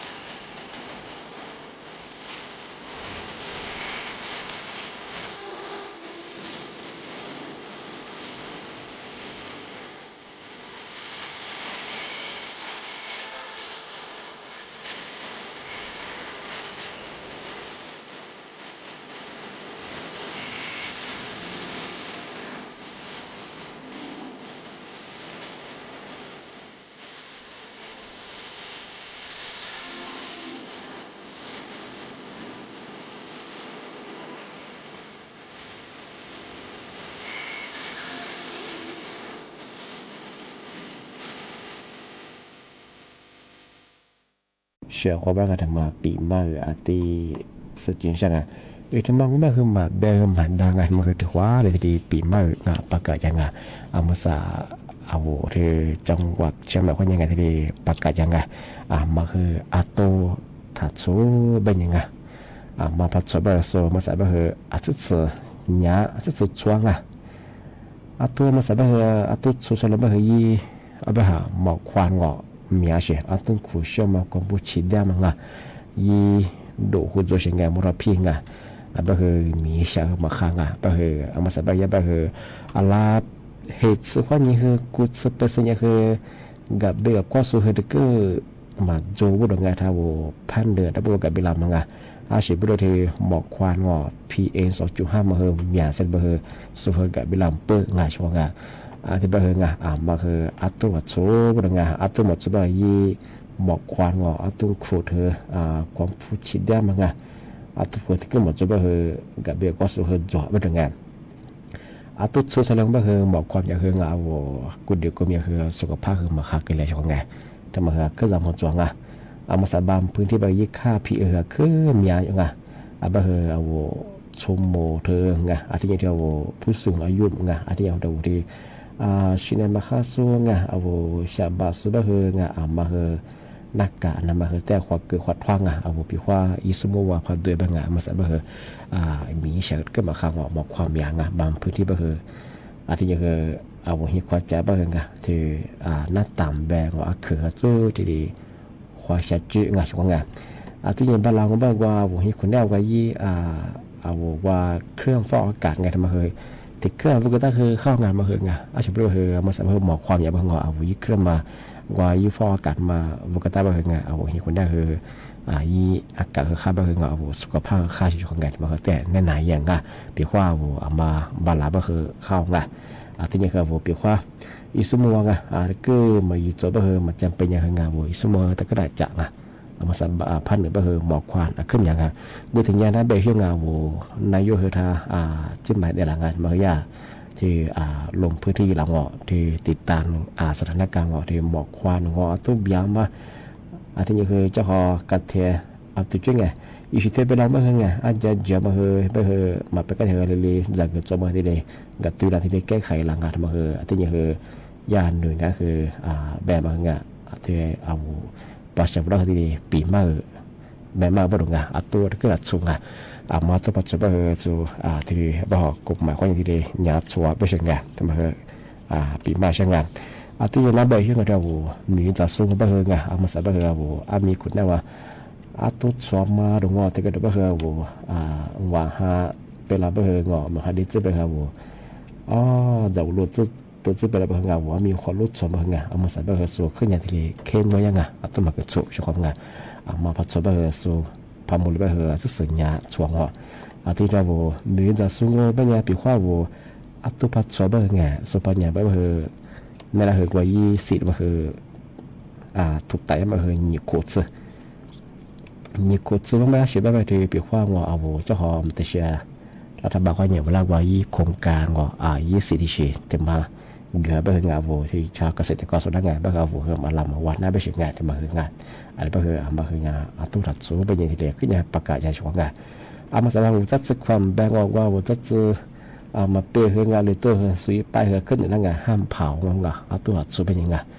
ก็คือวัวที่ก็ได้ไปคือมาตัวสูงไปคือตู้ยี่สูงสูงมีงอไปมาสั่งซื้อยาเจ้าหน้าที่ไปคืองานที่ดีขึ้นยังก็ตัวนี้มาชดไปเหยาสัญญางะที่นี่ฟุตบอลโคจามาเหยจวงงาพอยามมันเลยว่าเหยงาปีว่านึกว่าพื้นที่สงวนเงาะที่นี่ว่าเขตอุทยานแห่งชาติเชียงปัจจุบันเหยเงาะคูบิบมาเหยาขึ้นยามมาเหยหนีจุขวดอยู่กับเป้อยู่ไงที่นี่โคจามาเหยหนีลาสเป้งไงมาเหยตื่นอยู่ว่างานนัวตุดสมมาเหยเดือดฮอดเสียหายยามมาเงาะที่นี่นัวตุดสมมาว่าเขตอุทยานที่เชียงงาบ้างไงแต่มาเหยแต่ความดีปีมากประกาศยังงามาเหยจำมวยช่วงงาที่ยังไงทำมาแต่เชียงเป็นยังไงมายาสำนักงานกรมอุตุนิยมวิทยางานทำไมมีแต่พวกกูยิสุเตยิสุทำมาที่ได้แจ้งเตือนละลีฮาหนีจือสารยังควันยังหนีจือว่ายังไงยิ่งกูยิตัวมันยังฉุดจือกูโกงเนี่ยมีควันยังที่สัญญาควันยังจะเบื่อละน่าฉุดยิงน่าฉุดยิงนั่นยังจือที่ได้ เปียงอย่าไปเอาสู่ภาคเหนือเจียที่นี่คือภาคตะวันออกเฉียงเหนือที่นี่คือภาคกลางที่จอกรุงเทพมหานครเมื่อขึ้นเลี้ยบางที่นี่จะสั่นยี่ห้อนี่คือนี่จังหวะยังที่เลี้ยคุณแน่ชงที่ก็อีกตัวงบางอย่างคือเมื่อคือลีงอที่คือหัวเสือคือเชียงอที่นี่คือมุกุคือเปียที่เป็นอย่างที่สุดท้ายงบางอย่างปีกว่าอะไรตัวเดียงอะไรลีเยอะที่สุดท้ายคือขึ้นอย่างข้างกับคือที่ฝ่าได้ชงที่เป็นอย่างนี้จะสั่นยี่ห้อนี่จะลีนี่จะช่วยยังปีกว่ามาโลชียาบ้างลูกว่าเยอะอาทิตย์นี้ลำบากละวายแต่ฝ่าละปีกว่ามีฮิโร่เขาจะบ้างโลชียาบ้างเนี่ยแต่ต่างเนี่ยชื่อว่าอาจารย์ชื่อไม่ใช่บ้างมีฮิเจออาจารย์มันจะใช้ว่าสลักสิ่งบิวลงสิ่งบิวเยอะ在一百บิวที่บ้างแต่ละอย่างมาคืออาทิตย์นี้จะมึง对你这三年半年你整完样嘛คือ说他们คือที่พายุมาคือดูแลบ้างมาคือจะมองอาทิตย์นี้คืออันนี้จะก็จะคือที่นี่สุดท้ายคือข้างที่มาแต่ช่วงเป็นอย่างคือที่ที่มาปีใหม่สุดจีนเช้าว่าเช้าเขาดังแต่มาเป็นคือปีขว้างเอามาเอาอีตาตะกี้อีมัวมันหนักอีตาคือติดเถื่อนตาเป็นคือทอดสละหงเป็นคือเอาอีมัวเป็นไงที่มาคือยาที่กระทรวงสาธารณสุขไงที่มายาคือในฝรั่งที่มาคืออีวิธีเอาอีตาอีตาข้ามังอะไรยี่นี่คืออีตาข้ามังเอาช่องมาคือเอาที่ใส่บ้านเอาสิ่งนี้ช่องยูที่มังเป็นยังยูที่บ้านยังบ้านคือจะแน่ก็หมดสัตว์ตัวละบ้านคือเอาหมดสัตว์ยี่นี่หมดสัตว์ตัวบ้างสัตว์นาทีนี้ที่หมดสัตว์ยี่นี่หมดสัตว์ยี่ลี่ไม่ใช่แน่ที่หมดสัตว์ตัวละบ้างสัตว์นาทีที่นี่คือที่มือเราไม่ยังคือเอาที่มือเราบ้านคืออีตั้งมันยังคือศาสนาที่ยังคือตะกุยจีบไปถึงไงแต่บางที่มุลงสามารถที่มาไปถึงเอาแหลกเทไปมาคือจำแบบแน่นๆแบบเอาที่ออกกลางกันจะมาคือข้าไปถึงไงรีมาที่มางูเป็นยังไงเอามันตาสมมติว่าเอาปีว่าอีตั้งมันไปถึงมันตาว่าอะไรลิจุมันยังคือที่เครื่องดื่มไงว่ากาแฟอีที่ชื่อจะมาคือถัดโตอาทิตย์ว่าเพียวมีอะไรมันจ่าแล้วก็มาเมื่อมาคือยังคือถัดจ่าไปเชิงกันที่ว่ามันตักแต่ลีจุ่มว่ามาถึงมางูเป็นยังคือยุคกูเชื่อมาดูว่าเครื่องดื่มจ่ามาดูมาคือยังคือถัดโตถัดจ่าถัดจุ่มบ่ดงานกว่ามันตักก็เถียงชมมาถึงมาคือปีขวานโนไอม้วนตาคือไอม้วนตัวคืองเสนอเอานึกคือปีขว้างมันนึกคือกูม่วนตาเสนอคือกูม่วนคือยี่เวลาคือที่ตลอดที่ตรงที่ตู้จีบไปเฉยไงตัวมันเจอีตามันเจงชิมาที่มังโง่เป็นยังคืองเอาอีตากูคือขึ้นยามีสวยยังอีตากูคือยังคือเอาอีตากูจมมันแบงเดียวที่นอคือข้ามาคือว่าฉันยังคือตาจะเป็นไงปีขว้างกูมันตาบ้าจ้าตาจะจิ้นนะตัวเราโอ้มันคือยังคือมาข้างมันคือเจ้าตัวเราคืออะไรจุ่มใส่จุ่มตาเราคือโอ้หัวใจจะมีขนนะเป็นไงตั้มครับเป็นไงที่มันคือถึงมังเป็นเอาอีตากูคือยาขึ้นยายอดเจียงอีตากูบอกว่าอะไรมาอีตาคือจะจิ้มดาวมากับกลุ่มดาวมังมันคือข้ามาขวาเกิดที่ถึงบางงูมันยังคืองเอาอีตาซึ่งทางงูเป็นคือว่าเอาโทรศัพท์นี่กันจะมาคือเป็นจ่าถ่ายนี่ด้วยใช่ไหมเมื่อจ่านี่เป็นเอาอีตามาคือก็อีตาโบเฉยๆนะที่มาถึงมังที่ยังคือเอาจ่ามาโดนมาคือยังคือขึ้นยังยอดเจียงเราจ่าแบบคือปีขว้างสักว่าซื้อโม่ซื้อที่โม่ที่เชื่อจ่าแบบคือยังถัดจ่าไม่ใช่กันมาคือจะสักว่าจ่าแบบเอาอีตามาคือยังแต่ก็อีตาบุกแบบคือเสนอตัวแบบเอาคือยิ่งมันสุดตัวแบบคือมีไม่ใช่ไงที่บ้านมาคือย่าในฝรั่งเอายิ่งเลยสิ่งยังไงช่วงงานมาข้าแบบคือเตยนี่คืออยู่ในช่วงงานมาถึงมาในไหนยังไงที่บ้านเนี่ยช่วงงานเอามาสัญลักษณ์คือหมกกว่าที่ขวาชูฟังไงที่มาคือชื่อดาวaku lipe baruไงจะย่าจังหวัดนครปฐมจะส่วนใหญ่ย่ามากกว่าเด็กฝรั่งอันนี้ก็คือแต่คนเล่นนั่นอย่างช่วงงานเอาไปเฉพาะถ้าวิทยุนาจะส่วนอันที่ทางไลฟ์ส่วนที่สุดก็คือพอควางง่า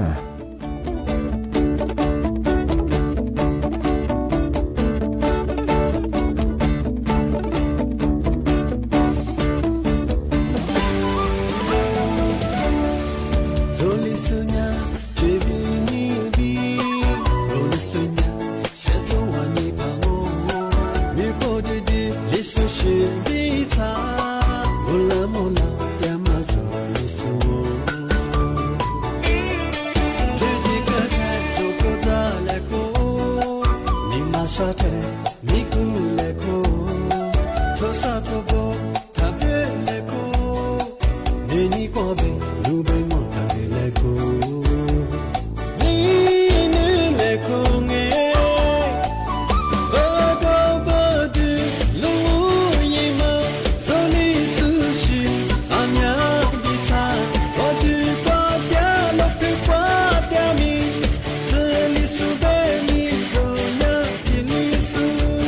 so ni su ni su ni su le bo zo ba ta se le pe ko se mi ja je le li su ka mi zo sa pu da le li su shi be ge zo chi tu le zo cho chi te zo ni de le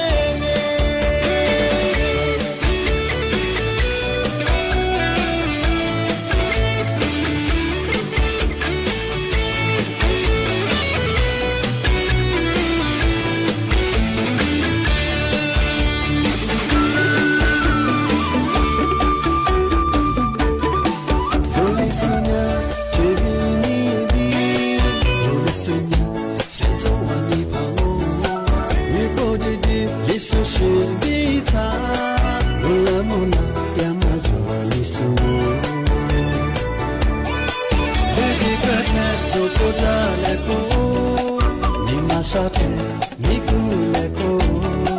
to sa to bo ta be le ko ni ni ko be lu be mo ta be le ko ni ni le ko me ba ba ba de lu yi ma so ni su shi anya di ta wa ti pa tia lo pe pa tia mi se ni su be ni ko ya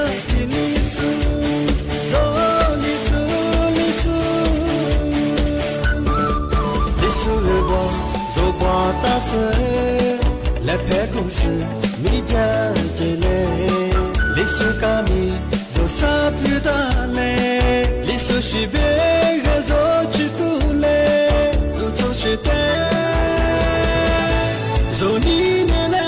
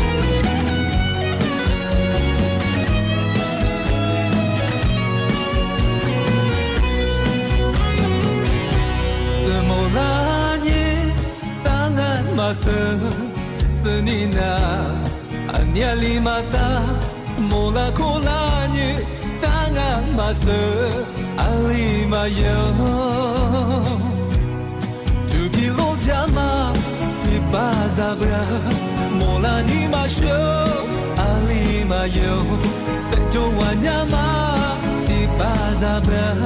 minetası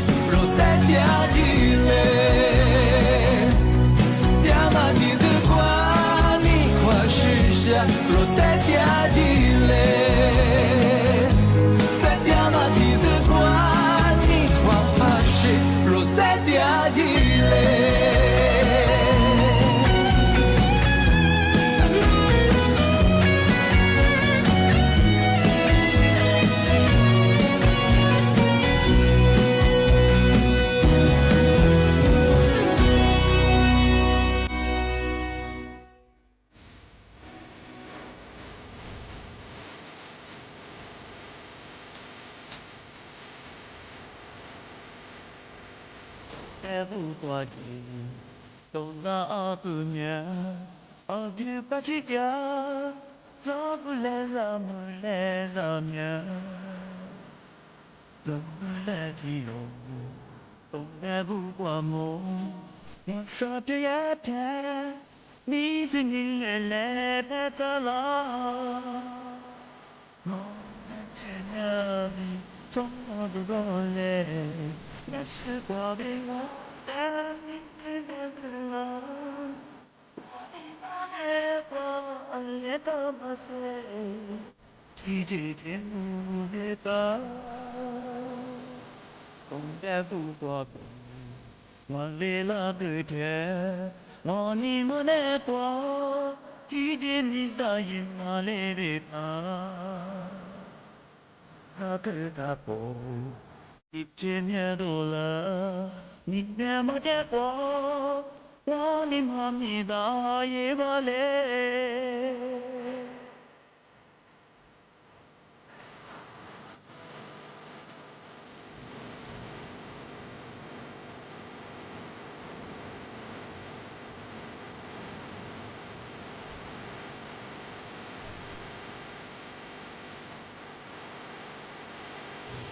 不光芒，照来咱莫你莫来过，你不连我上来让我，你啥的不，我干嘛去面？莫你莫来过，是让你咋去来不来？我是那边总不过来。那是我的我的你的了，你的我也多么深，一句句不的吧，东北不过北，我来了个天，我你们的我，听见你答应哪里的吧，咋不打动？一千年多了，你那么的光，我的妈咪那也嘛嘞。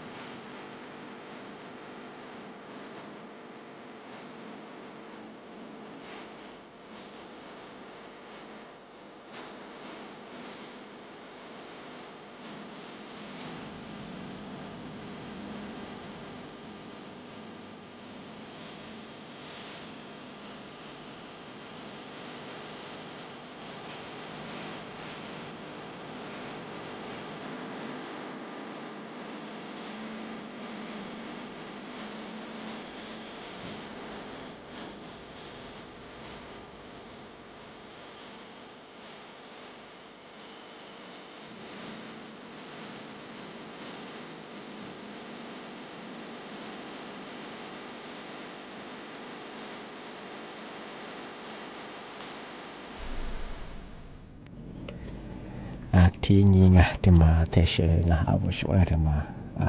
อติสุจิงช่างงานที่มาก็ไม่ยาปีข้อช่วงงานมาเล่นเกมยิงใช้บางงานบางอย่างกระเป๋าที่หลายช่างไงที่เมื่อสักวันนี้สุดท้ายมาที่มาอย่า10 รางวัลที่แจกกับพนักงานเอามาใส่ยาเวลาเกมที่มาหกการเนี่ยชอบมองว่าบางงานมาเฮยิบเพย์ยังเฮสองงานมาเฮสำนักงานกองทุนสนับสนุนไงการ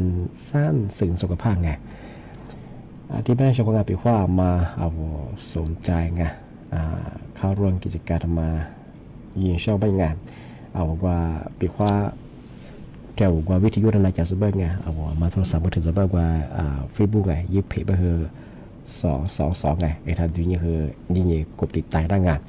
อันที่ว่ายิบเพย์ว่าดูงบางอย่างเธอยิบเบมาดูแลเสียงไงรูปภาพมันไงอันนี้ว่ายุบิลมาตุยนี่ยังไงอะไรมาถูกยับมาไงถึงมาสึงไงอันนี้แบบบางวันปีมันนั่นไงยาแบบบางวันเป็นยังไงโลน้ำมาไงโลอาลีนานี่ฟาเชียมาไงปลอดภัยยังไงช่วงไงทำไม3 ข้องว่ะ3 มาส่วนไงอันที่นี่คือ B ว่ะที่นี่คือ C ไงยุบิลมางเป็นยังไงงบางอย่างว่าจะกูยิ่งเขอหนามังจะกูยิ่งเขอหนามังว่ายิ่งอื่นจะแบบจัดกว่าคอร์ดถนนไงคือหนีจืดว่าเซติเมตรไงทำไมโหลดน้ำหนีมาถึงมังงบางอย่างข้อที่ B ไงB บางว่าจอดรถบริเวณจะกูโลว่าว่าจะกูทำโค้งว่าไงจะกูวันน้ำมาที่ว่าโซโลแบบแดนข่าวไงวัดโซนนี่แล้ววะที่ว่ายินหนามาคือถึงมังสามารถถึงมังโง่เป็นยังไงสามารถถึงมาคือซีไงมาคือกว่าโหลดน้ำแบบว่าโตมาจุกวางว่าในสถิติยิ่งหนามาบ่ดงงานมาคือสามารถไงอันเดียวกันของงานนะคือตัวยังไงวิเคราะห์เราฟิบูว่าไลฟ์สวัสดิ์แบบยิบบิวหัวว่าลูกพากหัวไงนะตัวน้องกันนะเสื้อไงโหลอะไรกว่าน้ำไฟเชี่ยมังยากติกางงเป็นยังไงปีว่าโนุ้ยคำตอบซึ่งเราเป็นยังไงทายาอีคอมเมนต์ว่ายี่บกตาบอกไงข้อ A มันก็ใช่คือข้อ B ไงมันก็ใช่คือข้อ C ไงยากติกาเป็นยังไงกดไลค์ได้งอที่จะคือกดแชร์งอว่าย่าเฟซบุ๊กที่สองไงที่จะคือติดแฮชแท็กยังคือขัดขี่ปลอดภัยบ่ดงไงอันนี้เป็นยาที่เราวางกับมันคือ10 รางวัลเป็นไงปีว่าเราโชว์你这话啥子话做不下体的一年么个体的是因为不觉醒个什么觉醒还不是没没我不下体一老王体的改变那个一ไทยฝรั่งทำไมอาจจะมาปีมาช่างกันมาก็ค่าชงไงปีว่าโลชิซุงแม่หัวเสื้อไงอะไรกว่าไหนเนี่ยฟาเชียมาปลอดภัยมั้งไงมาคือหัวเสื้อไงมาคือหนุ่ยคำตอบซื้อไปไงไทยยายุคคอมมิวยีบุกตาชงงาอาทิตย์ได้ยังชงงานะปีมามาคืออาทิตย์แรกจองไงก็คือติดขวารายการลิซึงด้วยความมุ่งหวัง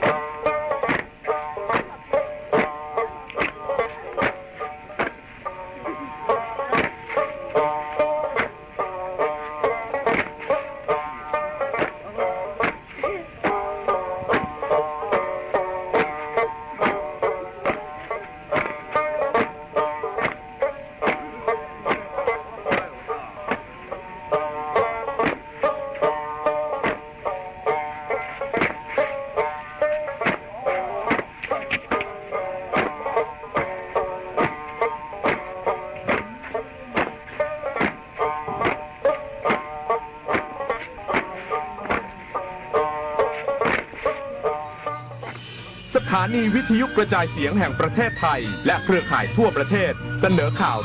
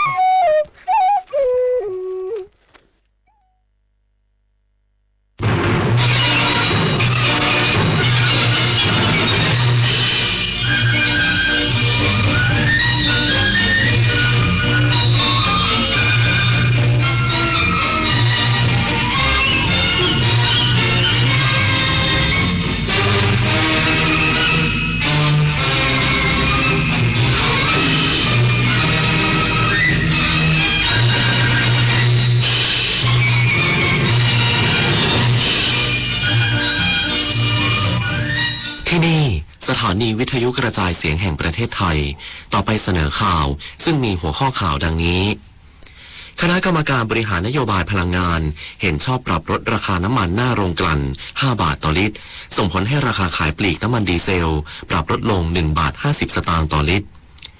กระทรวงพลังงานเตรียมเสนอคณะรัฐมนตรีพิจารณาปรับโครงสร้างค่าไฟฟ้ารอบบินเดือนมิถุนายนลดภาระผู้ใช้ไฟฟ้าไม่เกิน200หน่วยผู้นำสหรัฐสั่งโจมตีและทำลายเรือทุกลำที่วางทุ่นระเบิดในน่านน้ำช่องแคบฮอร์มุซการแข่งขันกีฬาเอเชียนบีชเกมส์ครั้งที่ 6 ที่สาธารณรัฐประชาชนจีนอรณภาเสนาธรรมประเดิมคว้าเหรียญทองแดงกีฬายูยิสูเป็นเหรียญแรกให้ทัพนักกีฬาไทยต่อไปเป็นรายละเอียดของข่าวคณะกรรมการบริหารนโยบายพลังงานเห็นชอบปรับลดราคาน้ำมันหน้าโรงกลั่น2 ระยะเริ่ม5 บาทต่อลิตรตั้งแต่วันนี้ถึงวันที่9 พฤษภาคมนี้จากนั้นปรับลด3 บาทต่อลิตรส่งผลให้ราคาขายปลีกน้ำมันดีเซลปรับลดลง1 บาท 50 สตางค์ต่อลิตรนายเอกนัทพร้อมพันธ์รัฐมนตรีว่าการกระทรวงพลังงานเปิดเผยว่าคณะกรรมการบริหารนโยบายพลังงานหรือกบง.เห็นชอบให้ปรับลดราคาณโรงกลั่นสำหรับน้ำมันดีเซลหมุนเร็วลดลง5 บาทต่อลิตรตั้งแต่วันนี้จนถึงวันที่9 พฤษภาคม 2569และลดลง3 บาทต่อลิตรตั้งแต่วันที่10 ถึง 19 พฤษภาคมมาตรการดังกล่าวสืบเนื่องจากช่วงต้นเดือนที่ผ่านมาโรงกลั่นมีกำไรสูงผิดปกติเมื่อหักต้นทุนพิเศษอาทิค่าขนส่งและค่าประกันความเสี่ยงจากภาวะสงครามแล้วยังพบว่ามีกำไรส่วนเกินที่สามารถดึงเม็ดเงินเกือบ 10,000 ล้านบาทไปช่วยเหลือประชาชนได้โดยจะนำไปลดราคาน้ำมันขายปลีกหน้าสถานีบริการควบคู่กับการแบ่งเบาภาระหนี้ของกองทุนน้ำมันเชื้อเพลิงที่ติดลบอยู่เกือบ 60,000 ล้านบาทเพื่อไม่ให้ประชาชนต้องแบกรับภาระในอนาคตอันนี้มันเป็นตัวเลขตั้งต้นก็คือลดราคาที่หน้าโรงกลั่นซึ่งหมายความว่าเรา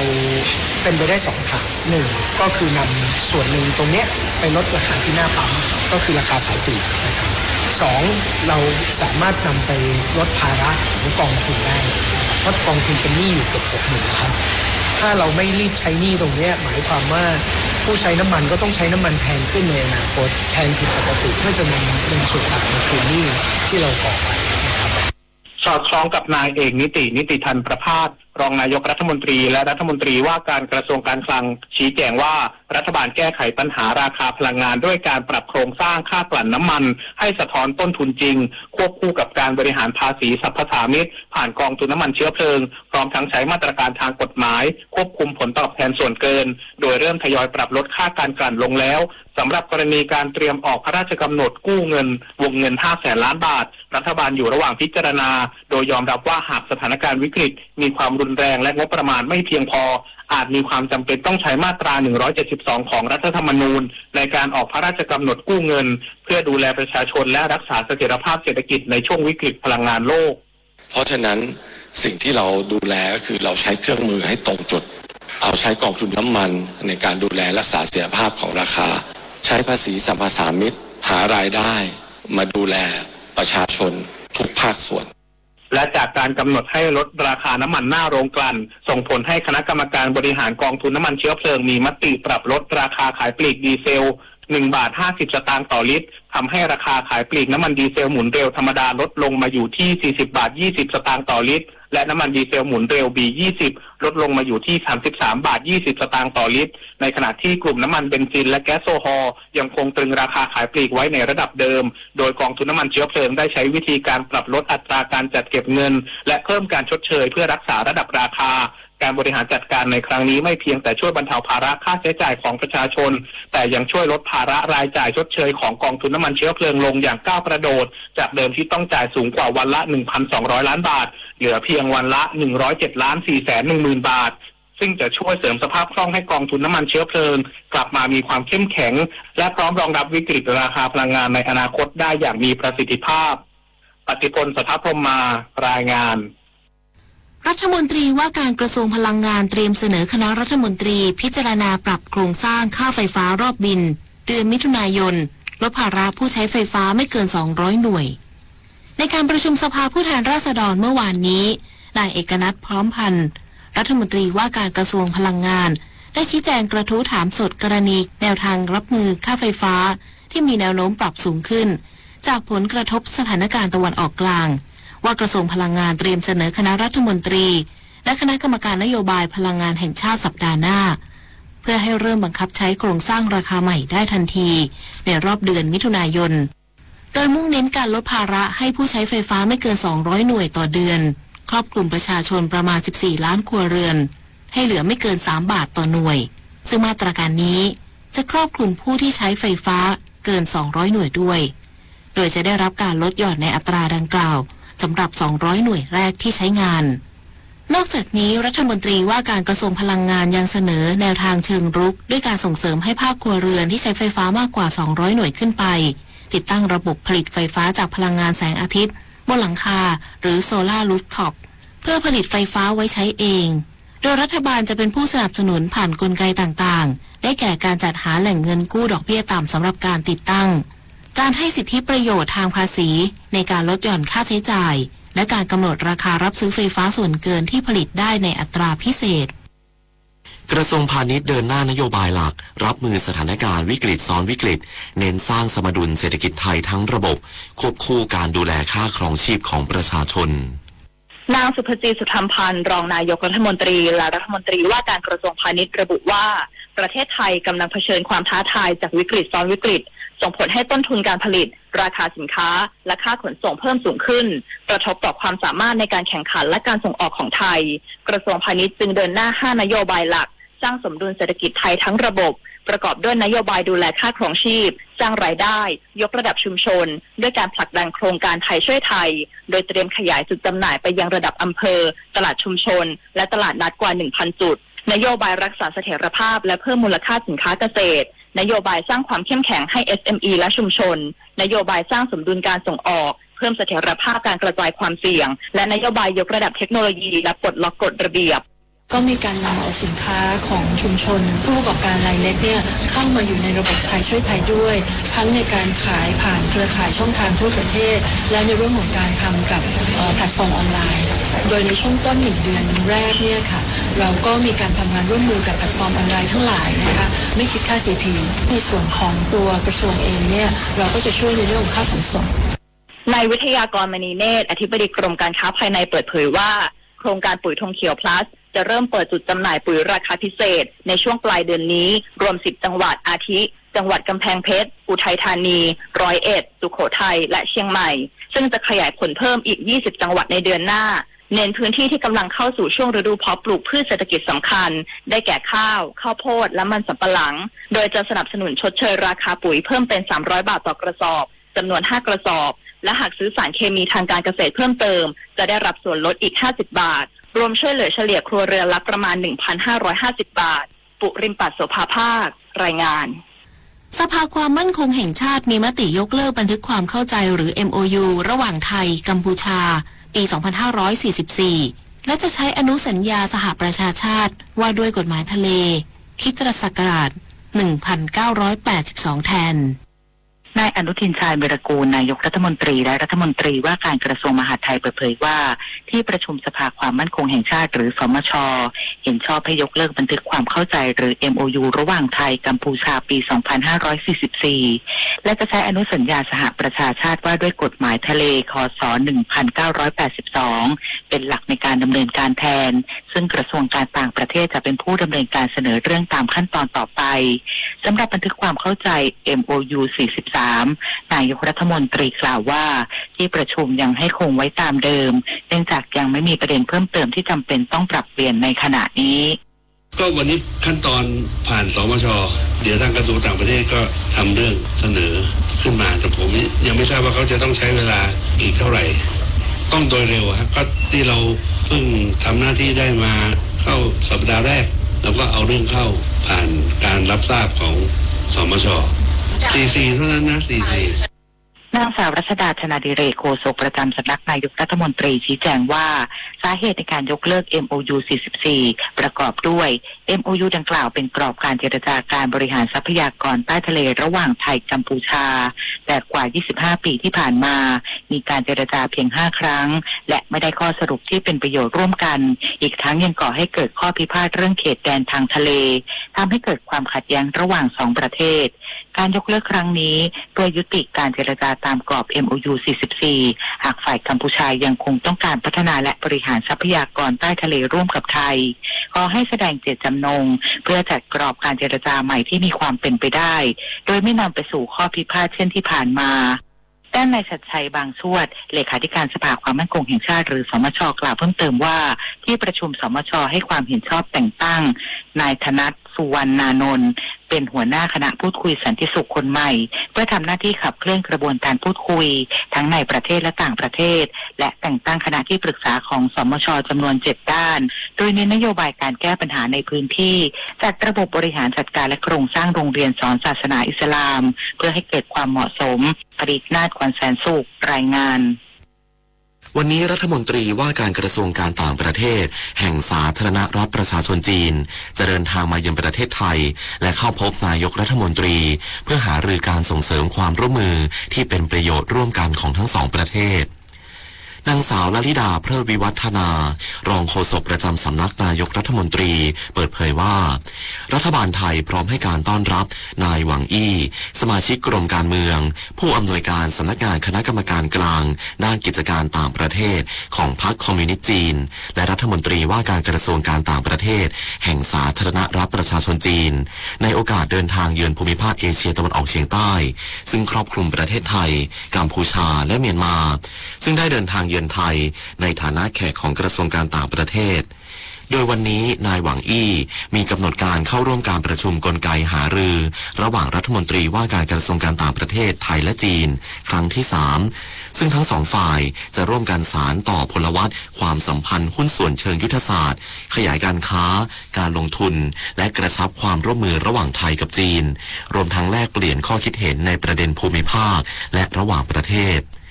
จากนั้นนายหวังอี้จะเข้าเยี่ยมคารวะนายอนุทินชาญวีรกูลนายกรัฐมนตรีและรัฐมนตรีว่าการกระทรวงมหาดไทยที่ทำเนียบรัฐบาลเพื่อแสดงความยินดีในโอกาสเข้ารับตำแหน่ง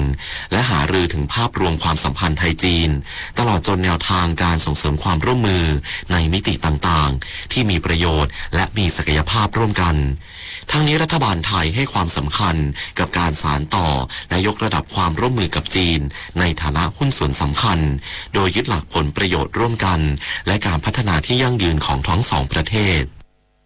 กองทุนบำเหน็จบำนาญข้าราชการเชิญชวนสมาชิกทดลองปรับเพิ่มการออมเพื่อให้ทราบยอดเงินที่จะได้รับเมื่อเกษียณอายุราชการทันทีกองทุนบำเหน็จบำนาญข้าราชการหรือกบข.ได้พัฒนาเมนู My GPF and My GPF Digital Twins บนแอปพลิเคชันกบข.เป็นเครื่องมือที่ช่วยให้สมาชิกวางแผนเพื่อการเกษียณได้บรรลุตามเป้าหมายที่ตั้งไว้เพื่อให้มีคุณภาพชีวิตที่มั่นคงหลังเกษียณโดยสมาชิกสามารถประมาณการเงินกบข.ที่จะได้รับในวันเกษียณผ่านฟังก์ชัน My Twin 1 แบบจำลองที่ให้สมาชิกได้ลองปรับอัตราการออมเพิ่มและเลือกแผนการลงทุนตามต้องการโดยจะไม่กระทบต่อยอดเงินในปัจจุบันเพื่อให้ทราบยอดเงินที่คาดว่าจะได้รับเมื่อเกษียณอายุราชการและยอดเงินที่ต้องนำส่งในแต่ละเดือนนำมาประกอบการตัดสินใจออมเพิ่มและเปลี่ยนแผนการลงทุนตามเป้าหมายทางการเงินที่สมาชิกได้ตั้งไว้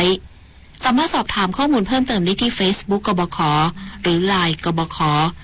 @GPF Community หรือศูนย์บริการข้อมูลสมาชิกโทร 1179วันนี้มูลนิธิแพทย์อาสาสมเด็จพระศรีนครินทราบรมราชชนนีหรือพอสว.ออกให้บริการประชาชนในพื้นที่จังหวัดขอนแก่นที่โรงเรียนประชาพัฒนาบ้านแฮดตำบลบ้านแฮดอำเภอบ้านแฮดจังหวัดระนองที่หมู่5บ้านฝ่ายท่าตำบลนาคาอำเภอสุขสำราญจังหวัดเพชรบูรณ์ที่หมู่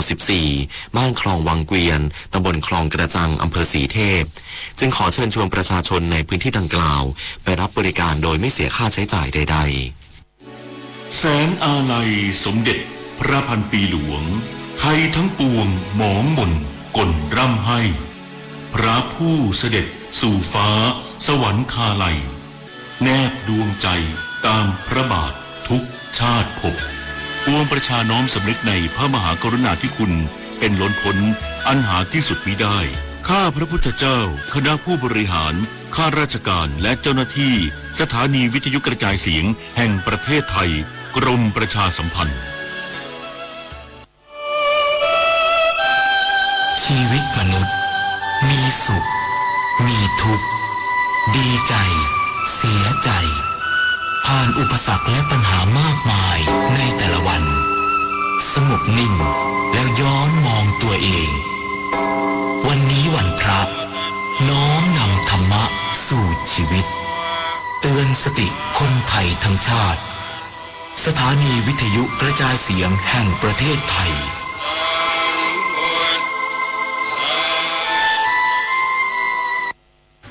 7:16 นาทีต่อไปรับฟังข่าวต่างประเทศครับ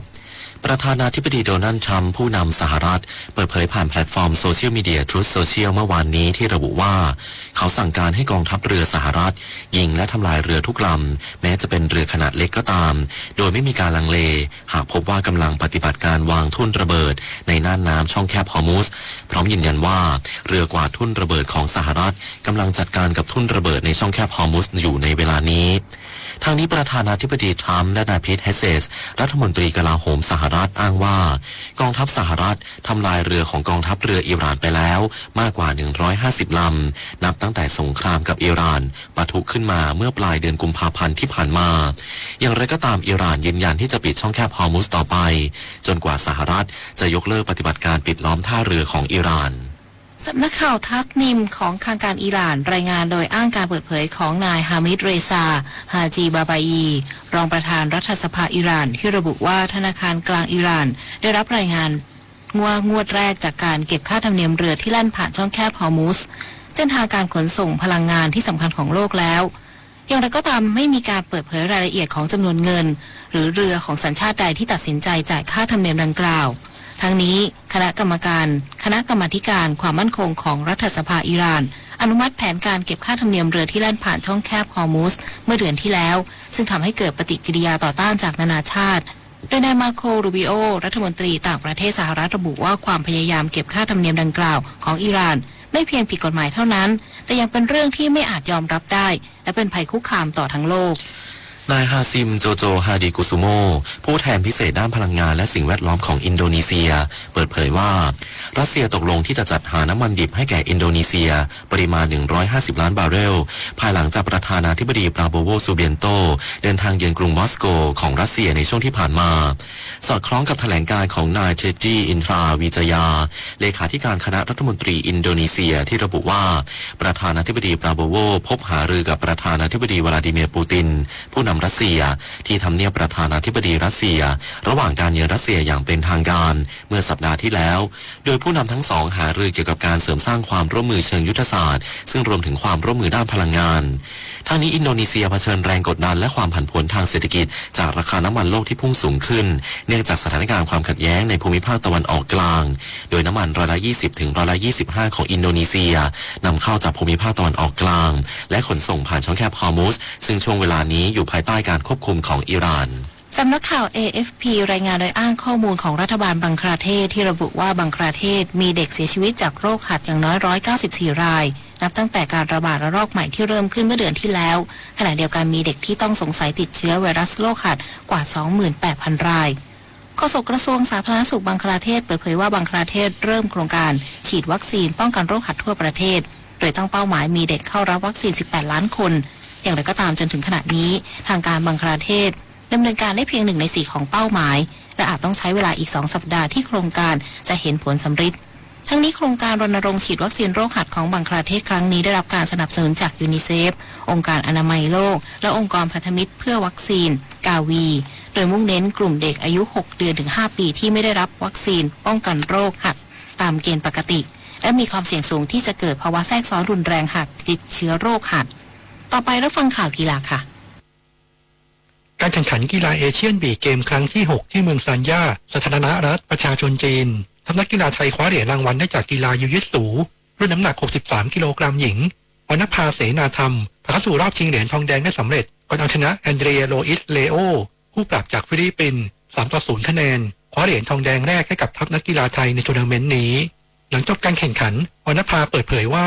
ดีใจมากที่คว้าเหรียญทองแดงได้อีกครั้งต่อจากครั้งที่แล้วที่เวียดนามยอมรับว่าเสียดายที่ในรอบ8คนแพ้ให้กับฟิลิปปินส์เนื่องจากเป็นนักกีฬาหน้าใหม่ที่ซ้อมในสหรัฐทำให้ยังไม่รู้เชิงกันหลังจากนี้จะกลับไปฟิตร่างกายให้สมบูรณ์ที่สุดเพื่อเตรียมสู้ศึกเอเชียนเกมที่ประเทศญี่ปุ่นต่อไป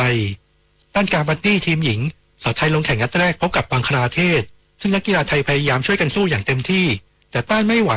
พ่ายไป34-51คะแนนส่วนทีมชายทีมไทยแพ้ศรีลังกา29-43ขณะที่แฮนด์บอลชายหาดทีมชายกลุ่ม B ทีมชายไทยเอาชนะโอมาน2-0พีเรียดส่วนทีมหญิงกลุ่ม A ทีมสาวไทยแพ้กับเวียดนาม0-2พีเรียดสำหรับวันนี้จะมีชิงเหรียญทองทั้งกรีฑาเรือมังกรและยูยิสูโดยบิวภูริพลบุญสอนจะลงแข่งขันกรีฑาวิ่ง60เมตรชายรอบคัดเลือกก็ไปชิงเหรียญทองในวันพรุ่งนี้เทนนิสอาชีพหญิง ITF Women World Tennis Tour W100 โตเกียวประเทศญี่ปุ่นในประเภทหญิงเดี่ยวรอบ2และนาธาราฤดีนักหวดสาวไทยมืออันดับ113ของโลกถูกจัดเป็นมือวางอันดับ1ของรายการชนะเมอิยามากุจิ2-1เซตผ่านเข้าสู่รอบ8คนสุดท้ายไปเจอกับเพื่อนทีมชาติไทยมนัญชยาสว่างแก้วมืออันดับ186ของโลกที่ชนะนาโอะฮิบิโนะจากญี่ปุ่น2-0เซตผ่านเข้าสู่รอบรองชนะเลิศพลเอกเดชาเหมกระศรีนายกสมาคมกีฬาจักรยานแห่งประเทศไทยเปิดเผยว่านักปั่นจากทั่วประเทศนับพันคนเดินทางเข้าร่วมชิงชัยในศึกจักรยานประเภทถนนและเสือภูเขาชิงแชมป์ประเทศไทยชิงถ้วยพระราชทานสนามที่4ระหว่างวันที่24-26เมษายนที่อำเภอโป่งน้ำร้อนจังหวัดจันทบุรีโดยนักปั่นประเภทถนนเยาวชนหญิงอายุ 15-17 ปีหากทำผลงานได้ดีมีโอกาสติดทีมชาติไทยไปสู้ศึกยูทโอลิมปิกเกม 2026 ที่ประเทศเซเนกัลช่วงเดือนตุลาคมนี้